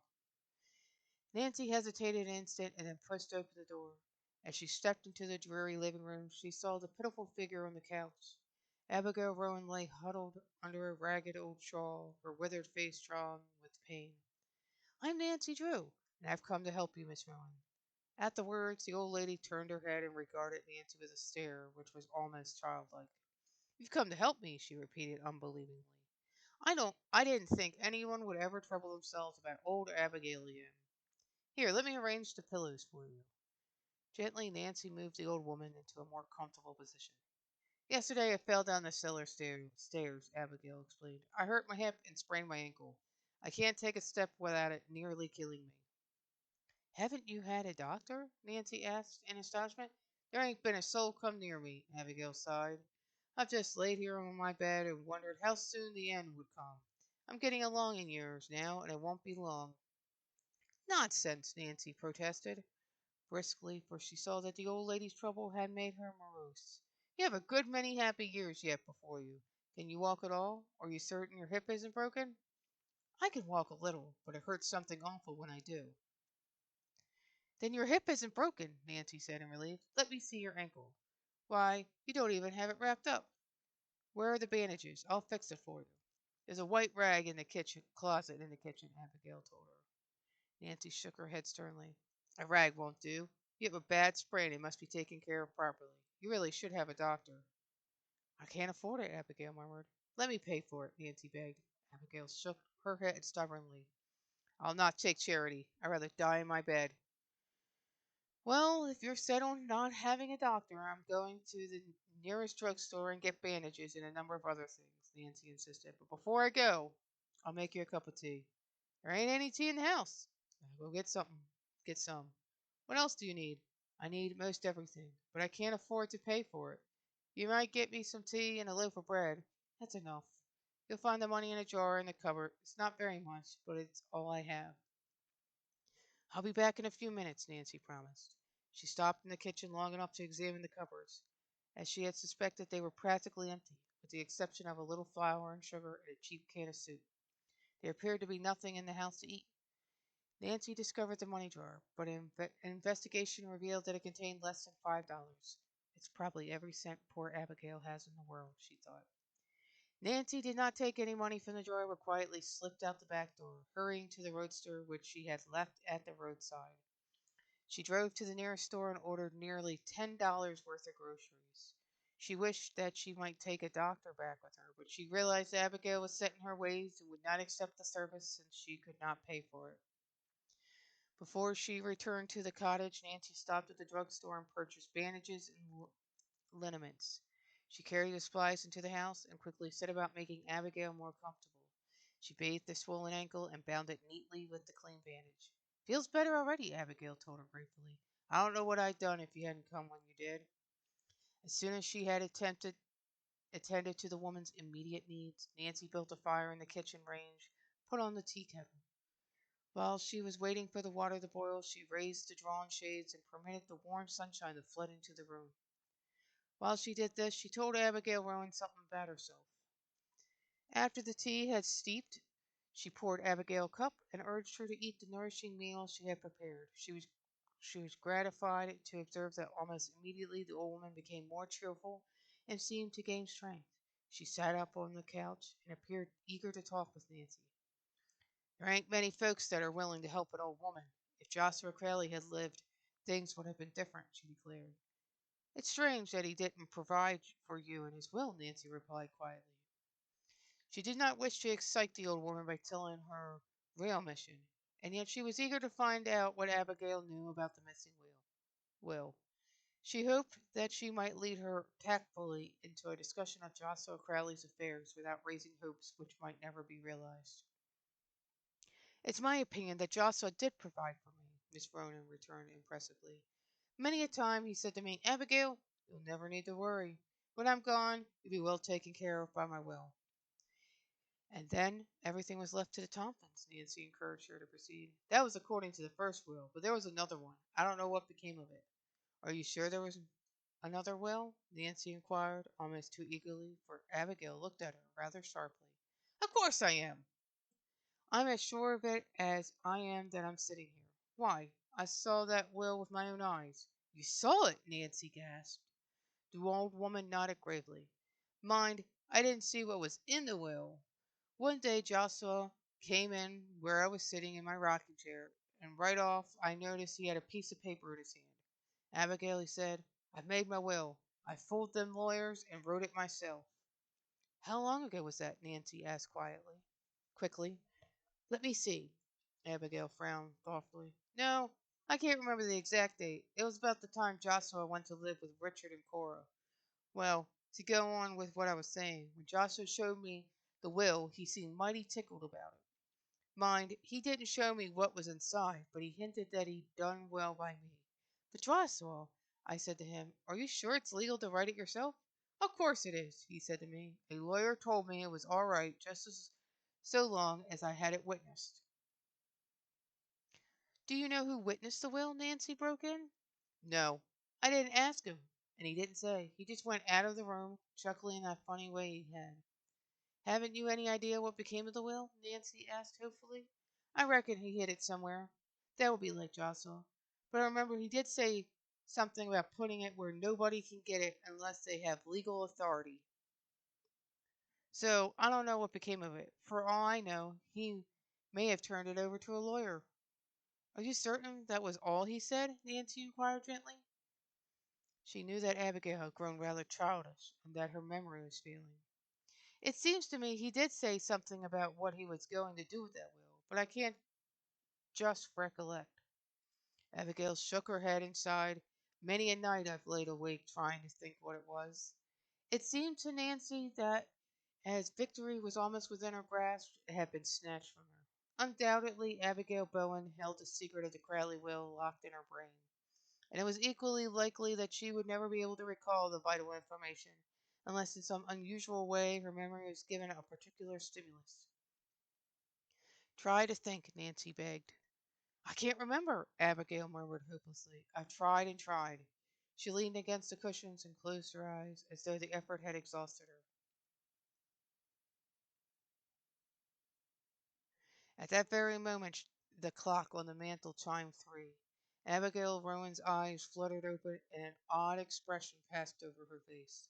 For an instant she stared straight before her and then slowly turned her head and fastened her eyes on the clock. Chapter 10. Abigail's Disclosure. When the mantel clock finished striking the hour of 3, Abigail Rowan's lips began to move. Nancy Drew leaned forward eagerly, fearful lest a single word escape her. She sensed that the striking of the clock at a psychological moment had started a train of thought coursing through the old woman's mind, and now she believed that an important disclosure was about to be made. The clock, Abigail whispered so softly that the words were scarcely audible. That was it, the clock. Joshua Crowley hid the will in a clock. Nancy prompted her. No. Abigail shook her head and sighed again. That wasn't it. I thought I had it, and then it slipped my mind. I seem to recollect that he said something about a clock, but that wasn't it. Abigail continued to stare at the timepiece, as did Nancy, who was at a loss to understand what connection it could have with the missing will. Suddenly a low cry came from the woman. There! It came to me just like that after all these years. Tell me, Nancy commanded quietly, for she feared that the knowledge might slip from the old lady before she could disclose it. A notebook, Abigail brought out triumphantly. It was something about a notebook. Tell me more about the notebook, Nancy urged gently. Although she could scarcely hide her eagerness, she forced herself to speak quietly lest she excite Miss Bowen. I remember it all now. Joshua wrote about the will in a little notebook of his. One day he said to me, Abigail, after I'm dead, if my will doesn't come to light, you can find out all about it in this little book of mine. What became of the notebook, Miss Bowen? I can't seem to recollect. He hid it someplace. Again Nancy Drew was baffled. Involuntarily her eyes traveled to the mantel clock. She studied it critically. What connection could the clock have with the missing will? She asked herself. Certainly there must be one, for otherwise its striking would not have caused Abigail to think of the notebook. Nancy had studied psychology in school and was familiar with the power of suggestion and association. Now her keen mind jumped to the conclusion that a clock had something to do with the missing Crowley will. Could it be that the notebook had been hidden in the clock? Impulsively, Nancy got up and went over to the mantel. She took down the clock and looked inside. She saw nothing but a tiny key which evidently was used to wind the timepiece. Disappointed, she returned to her chair. Where was Joshua Crowley living at the time he told you about the notebook? She asked the old lady. He was living in his own house then, but he was just getting ready to go to the Tompkins. He'd been visiting around with his various kin and letting his own house stay empty. After the Tompkins asked him to live with them, he sold his home. What became of the household goods? Nancy inquired. Oh, the Tompkins got most of everything. There must have been a family clock, Nancy mused, half to herself. A family clock? Abigail repeated. Oh, yes, there was a clock. Can you describe it? Nancy questioned. Well, it was just an ordinary mantel clock, tall and with a square face, something like that one over there. The old lady pointed to the timepiece Nancy had just examined. Only Joshua's was more elaborate. It had a moon or something on top. What became of the clock? I don't know, Abigail responded indifferently. I suppose the Tompkins got it. They took everything else. It was on the tip of Nancy's tongue to tell Abigail that Joshua Crowley might have hidden his will inside the family clock. But she hesitated to excite the old lady. After all, it was only a theory, and it would not be kind to encourage Abigail Bowen to believe there was a likelihood of gaining an inheritance unless it were a fact. I'll wait until I'm sure before I say anything about it to her, Nancy decided. She asked a number of other questions, but it was soon apparent that Abigail had told all that she could recall about the will. Although Nancy spoke of the family clock a number of times, its mention did not seem to interest the old lady. At last Nancy arose to depart, but before leaving she promised Abigail she would return in a few days to see how she was getting along. It was likewise her intention to stop at the nearest house to ask a neighbor woman to look after the old lady during her absence, but she said nothing of this, as she knew Abigail would protest. After attending to the mission, she sprang into her roadster and started for River Heights. Nancy Drew was highly elated at the information she had gleaned and was now more interested in the case than ever. I'll not tell the Horner girls what I've learned, Nancy advised herself. At least not until I have learned more about the family clock. If nothing comes of my theory, Allie and Grace would only be disappointed. I'll not raise their hopes until I have something important to tell. As Nancy drove along on the West Lake Road, she reviewed the facts of the Crowley case. Unquestionably, Joshua Crowley had made a second will. According to Abigail Rowan, he had secreted it in a safe place and had written its location in a little notebook. He had told Abigail where the notebook could be found in the case of his death, and with the passing years the knowledge had slipped away from the old lady.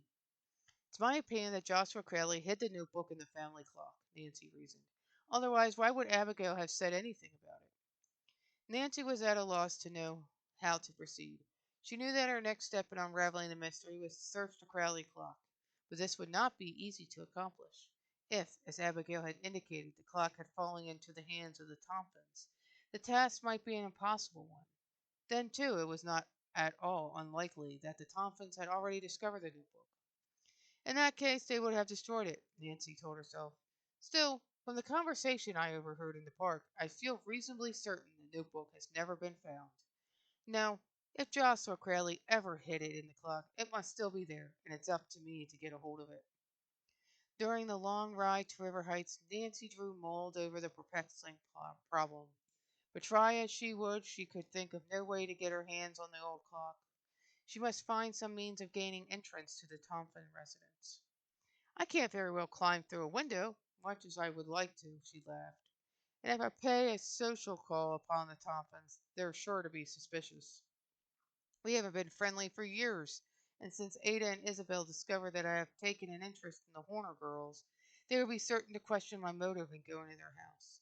No, I must think of a good excuse. Presently, Nancy reached River Heights. She drove the roadster down the boulevard and stopped in front of her home. As she stepped out and was preparing to go into the house, she heard her name called. Wheeling about, she saw a girl running toward her.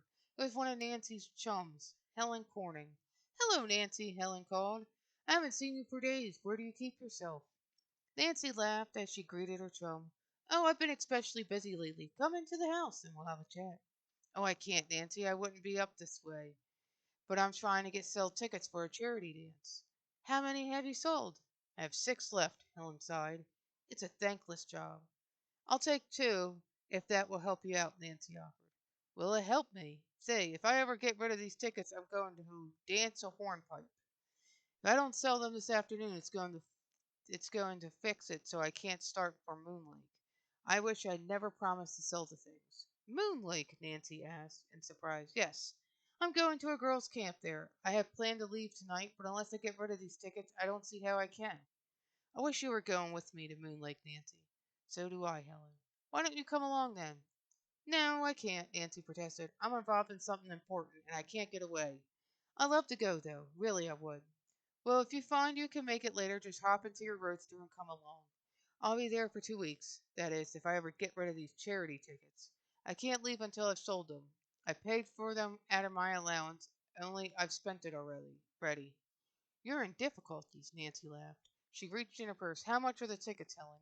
"$2 each. How many will you take?" "Oh, give me 2." As Helen extended the tickets, a sudden thought struck Nancy Drew. A pleased light broke over her face. "I have an idea, Helen. I'll sell all of your tickets for you. How will that suit you?" "You're not joking." "Never was more serious in my life. Then the tickets are yours, but let me warn you it won't be easy to sell them." "I'll enjoy trying it." Well, I must say you have queer ideas of fun, Helen commented dryly. But I'll not argue with you. This will be fine for me. Now I'll be able to start for camp this afternoon. Here are the tickets. She handed them over with evident pleasure. Good luck to you, Nancy. You'll need it. After Helen Corner had gone on down the street, Nancy Drew walked slowly toward the house. She regarded the charity tickets meditatively and chuckled softly to herself. That's once when I killed two birds with one stone. These tickets will serve as my passport to the impregnable Tompkins fortress. Chapter 11. Visiting the Tompkins. It was nearly 3 o'clock of the following afternoon when Nancy Drew paused in front of the Tompkins residence on Highland Boulevard. She surveyed the structure with distaste. The house was a large, prestigious affair of nondescript type. It was set back from the street and seemed to look down rather aloofly upon the surrounding homes. Even a casual glance at the lawn revealed that it had been landscaped with a vengeance. In an effort to do it in proper style, Miss Thompson had crowded the yard with sundials, benches, birdhouses, and statues. Such lack of taste, Nancy thought as she walked up the path to the house. She lifted the knocker on the front door. Nancy Drew realized that the interview was apt to be an unpleasant one, and she braced herself for the ordeal. I must be diplomatic, she advised herself, or I'll not learn a thing about the clock. If they suspect what I'm about, they may bounce me out on my ear. At that moment, a uniformed butler opened the door and condescendingly waited for Nancy to state her mission. Tell Miss Thompson that Miss Drew is calling, she directed. I am selling tickets for the charity dance. It's one of the most important social functions of the year. I'm sure Miss Thompson will wish to attend. Nancy was forced to wait until the butler returned with permission for her to enter. As she was finally ushered into the living room, she could not help but smile at the elaborate formality of it. For in spite of Miss Thompson's lofty ambitions, the woman had never achieved the commanding position in society that she strove for. The room in which Nancy found herself was even more bizarre than she had anticipated. Expensive oriental rugs clashed with window draperies of a different hue. The walls were heavy with paintings which were entirely out of place in such a small room, and period furniture had been added indiscriminately. But Nancy Drew was not interested in Miss Thompson's lack of taste. As soon as the butler had left her alone, she hastily glanced about. Almost at once her eyes fastened upon a mantel clock which rested above the fireplace. I wonder if that could be the Crowley clock, Nancy thought. She rather doubted it, for the clock was too modern in appearance. She would have crossed the room to examine it, but a sound in the hall caused her to hesitate. As she heard someone coming, she sank down on an uncomfortable ladder back chair and assumed an expression of composure. Miss Tompkins sailed grandly into the room, and after surveying her for a minute, took a seat opposite Nancy. Well, she demanded coldly, what is it? I am selling tickets for their. I don't want them. Miss Tompkins broke in rudely. I can't be handing out my money to every peddler that comes along. Miss Tompkins, I am not a peddler, Nancy said cuttingly, as the color mounted to her cheeks. With difficulty she kept her temper in check. Perhaps you didn't understand my name. I am Nancy Drew. Oh, a slight change came over Miss Thompson's face, for she was fully aware that Carson Drew and his daughter were cordially welcomed in River Heights homes, which merely tolerated the Thompsons, or in a few cases barred them. I didn't catch the name, Miss Drew. What is it you are selling? Tickets for the charity dance. Well, I hardly know what to say, Miss Thompson hedged. It was apparent that she was afraid to offend Nancy, and yet she was unwilling to part with the money. Although the Thompsons were well to do, it was common knowledge that Miss Thompson was decidedly stingy where other persons were concerned. How much are the tickets? $2 each. Why, that's positively exorbitant, Miss Thompson protested. But we are selling the tickets for charity, Nancy explained. I assure you the cause is an excellent one. Before Miss Thompson could reply, the front door opened and Isabel and Ada entered the house, unaware of the visitor. They paused in the hall and carried on in a disgruntled conversation. Evidently, they had been making social calls and were angry because some woman had refused to see them. Her maid said she wasn't at home, but I know she was, Nancy heard Ada complain. The two sisters entered the living room, and when they saw Nancy, stopped short and stared rudely at her. He did not speak a word of greeting. Miss Drew is selling tickets to a dance, Miss Tomlin informed her daughter. Don't buy them, Ada advised harshly. She had not forgotten the scene in the department store and longed to avenge herself upon Nancy, whom she considered responsible for her humiliation. But Ada, Miss Tomlin protested feebly, I thought it might help our social standing to take a few tickets. Don't be silly, Mother, Ada snapped. You only waste your money. We don't want to go anyway. All right, I won't buy the tickets. Good afternoon, Miss Drew. Reluctantly, Nancy arose. She was somewhat taken aback at the unceremoniously dismissal, for she had not accomplished the real purpose of her visit. As she turned, Nancy saw that Richard Thompson blocked the door. He had entered so quietly that his arrival had been unobserved. Just a minute, Miss Drew, he said. How many tickets have you there? 4, Nancy gasped in surprise. I'll take them all. With a grand gesture, Richard Thompson opened his pocketbook and carelessly pulled out a $20 bill. Keep the change, he ordered with assumed indifference. Give it to the charity. Richard, his wife gazed at him with disapproval. Have you lost your mind? A $20 bill? She whispered. It's you who can't see beyond your nose, Mr. Thompson retorted, but in a low voice. You're always trying to get into society, and then you pass up a real opportunity. This donation will get our names into the paper. He slumped into the nearest chair and, opening the afternoon paper, buried himself in the stock page. Miss Thompson knew that the matter was closed, but she scarcely dared speak to her husband when he was absorbed in the market reports. Nancy, too, realized that she had no excuse for prolonging her stay. I really must be going, she said quickly. What time is it anyway? There's a clock in front of you, Isabel told her pointedly. Why, so there is. Nancy returned pleasantly. She glanced at the timepiece as though she had never seen it before. Oh, surely that can't be the old Crowley clock. I'm so interested in heirlooms. I should say not. This is a far more expensive clock than the one Joshua Crowley left us. Miss Thompson informed her caller condescendingly. Indeed, but I suppose you still have the family clock stored away in your attic. It's so hard to part with heirlooms. Cleverly, Nancy led Miss Thompson to further disclosures. It wasn't hard to part with that old-fashioned thing, Miss Thompson returned. We didn't want it cluttering up the attic, Isabel added. Crowley left so much old junk. We considered the clock entirely out of place in our modern home, Miss Thompson continued. So we sent it up to our bungalow on Moon Lake. Unwittingly, Miss Thompson had given Nancy the information which she sought. The purpose of her visit accomplished, the girl politely thanked the Thompsons for the purchase of the charity tickets and quickly took her leave. As she walked down the path to the street, she chuckled softly to herself. The Thompsons may be old schemers, for this time they weren't so clever. Unless I am mistaken, those tickets will prove the most expensive ones they ever bought. Before they get through, it may cost them the Crowley fortune. Chapter 12, Following a Clue. Although highly elated at what she had learned from the Thompsons, Nancy Drew was at a loss to know how to proceed. Undoubtedly, the old Crowley clock was set up in the bungalow at Moon Lake, but to get there was another matter. Nancy was determined to profit by the information, but was confronted with a number of serious problems. Moon Lake was located among the hills 40 miles away, and the roads were not of the best. Nancy did not know the exact location of the Thompson cottage. Then, too, she needed an excuse for making the long trip. If the Thompsons learn I have gone to Moon Lake, they may become suspicious, she counseled herself. I must think of some excuse to broadcast as a smokescreen.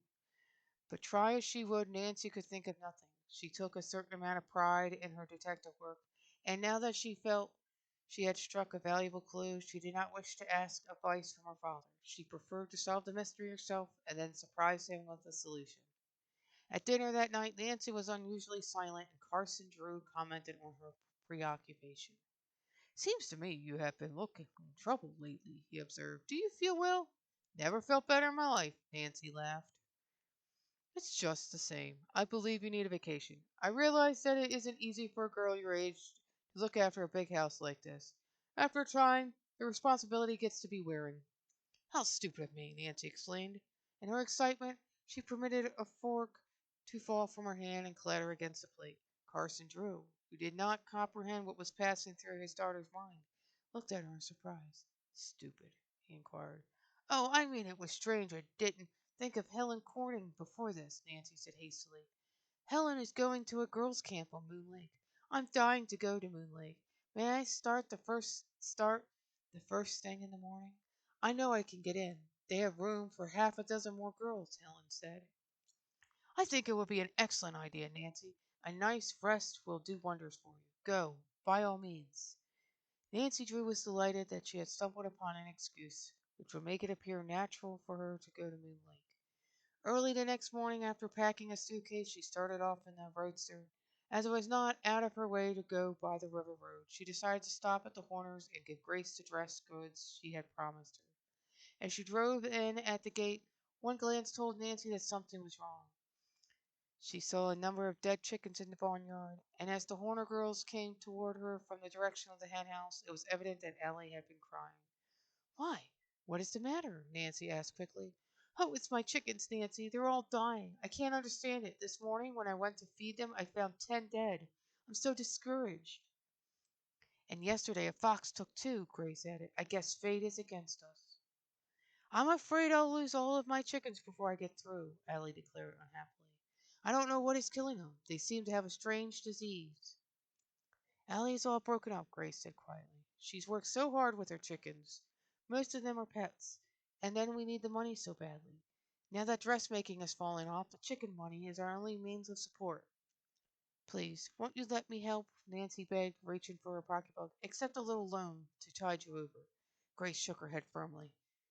Thank you for your kindness, Nancy, but we can't take your money. We'll manage somehow. If only Uncle Joshua had provided for us, Allie sighed. You haven't learned anything more about the second will, Nancy. I haven't anything definite to report, Nancy replied, evading the question. She did not wish to raise false hope, and she thought it best not to tell of her discovery. But I'm still hoping we'll be able to trace the will. I doubt it, Grace commented pessimistically. I'm on my way to Moon Lake now, Nancy told the girls. I stopped here to deliver the dress goods. She handed a package to Grace. The pattern is inside, and I'm easy to fit, so you'll have no trouble. Grace's face brightened as she accepted the bundle. Oh, Nancy, I can't thank you. It is I who should thank you, Nancy laughed. And now let me pay for the dress in advance. Again, Grace stubbornly shook her head. Not until the work is finished. That isn't good business. Nancy saw that Grace and Ellie were too proud to accept help and regretfully abandoned the idea of trying to give them money. I'll come back in a few days for a fitting, she promised as she prepared to drive away. Nancy's talk with the Horner girls had left her rather depressed, for she realized that in spite of their pride, Allie and Grace would soon be forced to accept charity. Oh, if only she could help them.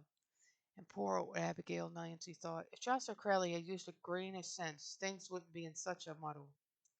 Nancy soon branched off from the river road and headed south toward Moon Lake. The highway was little traveled, and it was necessary for her to devote all of her attention to driving. The road had not been dragged after a recent rain, and the ruts were deep. Jagged rocks and stones were scattered in the path, and it seemed to Nancy that the hills went straight up and straight down.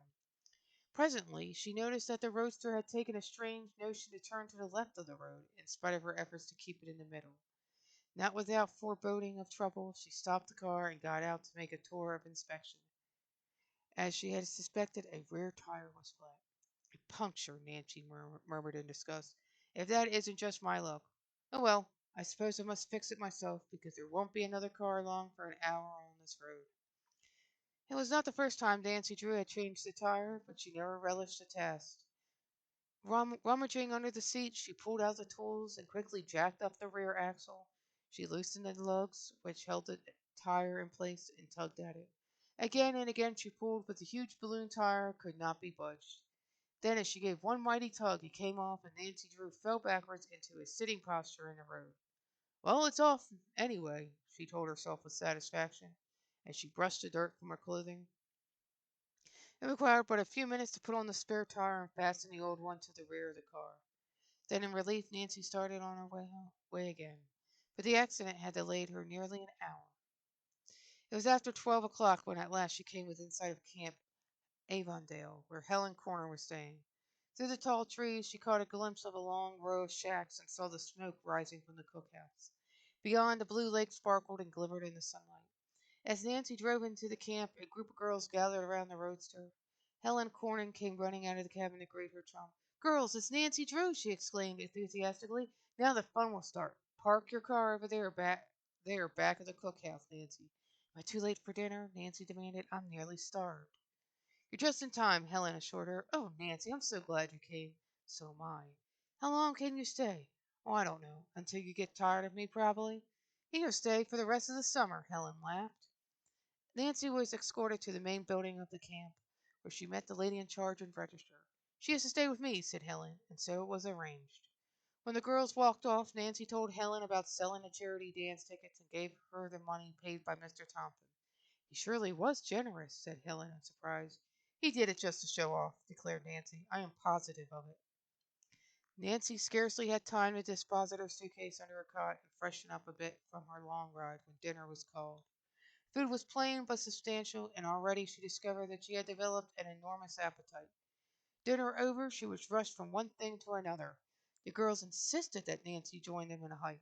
She returned to camp with a desire for a good rest, but Helen Corning had other plans. We're all going for a ride in the launch before supper, she declared. Don't you ever rest here? Nancy groaned. Oh, yes, at night. This is your first day here. You'll be used to it in a day or so. Either that or I'll be a wreck. Oh, you don't want to miss the launch ride, Nancy. You'll have a splendid opportunity to see all the summer cottages on Moon Lake. Summer cottages? Nancy asked quickly. Instantly she thought of the Thompson bungalow and wondered where it was located. Undoubtedly the launch ride would give her the opportunity to find out. You'll go, won't you? Helen begged. You can rest after supper. Yes, I'll go, Nancy promised. You couldn't keep me here. Although she was tired, she was really enjoying herself immensely. 6 girls loaded themselves into the launch, and someone started the motor. It's always a relief when the engine starts, Helen explained. Every so often it balks. As the little launch turned out into the lake, it seemed to Nancy that she had never seen a more beautiful sight. The sun, which appeared to be sinking down into the water, resembled a great ball of fire. Yet she did not forget the real purpose of the trip. The Thompsons have a bungalow up here, haven't they? She questioned. Yes, it's across the lake from here. We'll probably come to it presently. The Thompsons aren't there now. Oh, no, the cottage is closed. There's a Negro caretaker who looks after it. They call him Jeff Tucker. Is it hard to get to the place?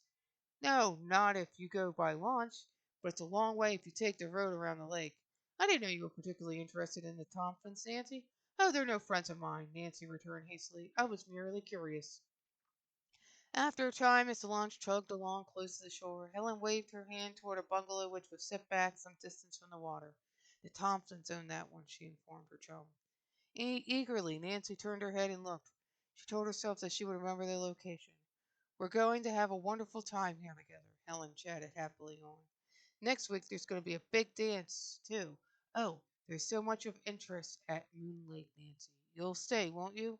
Involuntarily, Nancy's eyes swept ashore and came to rest on the Thompson bungalow. You're right, Helen, she agreed heartily. There are a number of interesting things here. Yes, if you want me to, I'll stay. Please like and subscribe. This is Ravencross, and have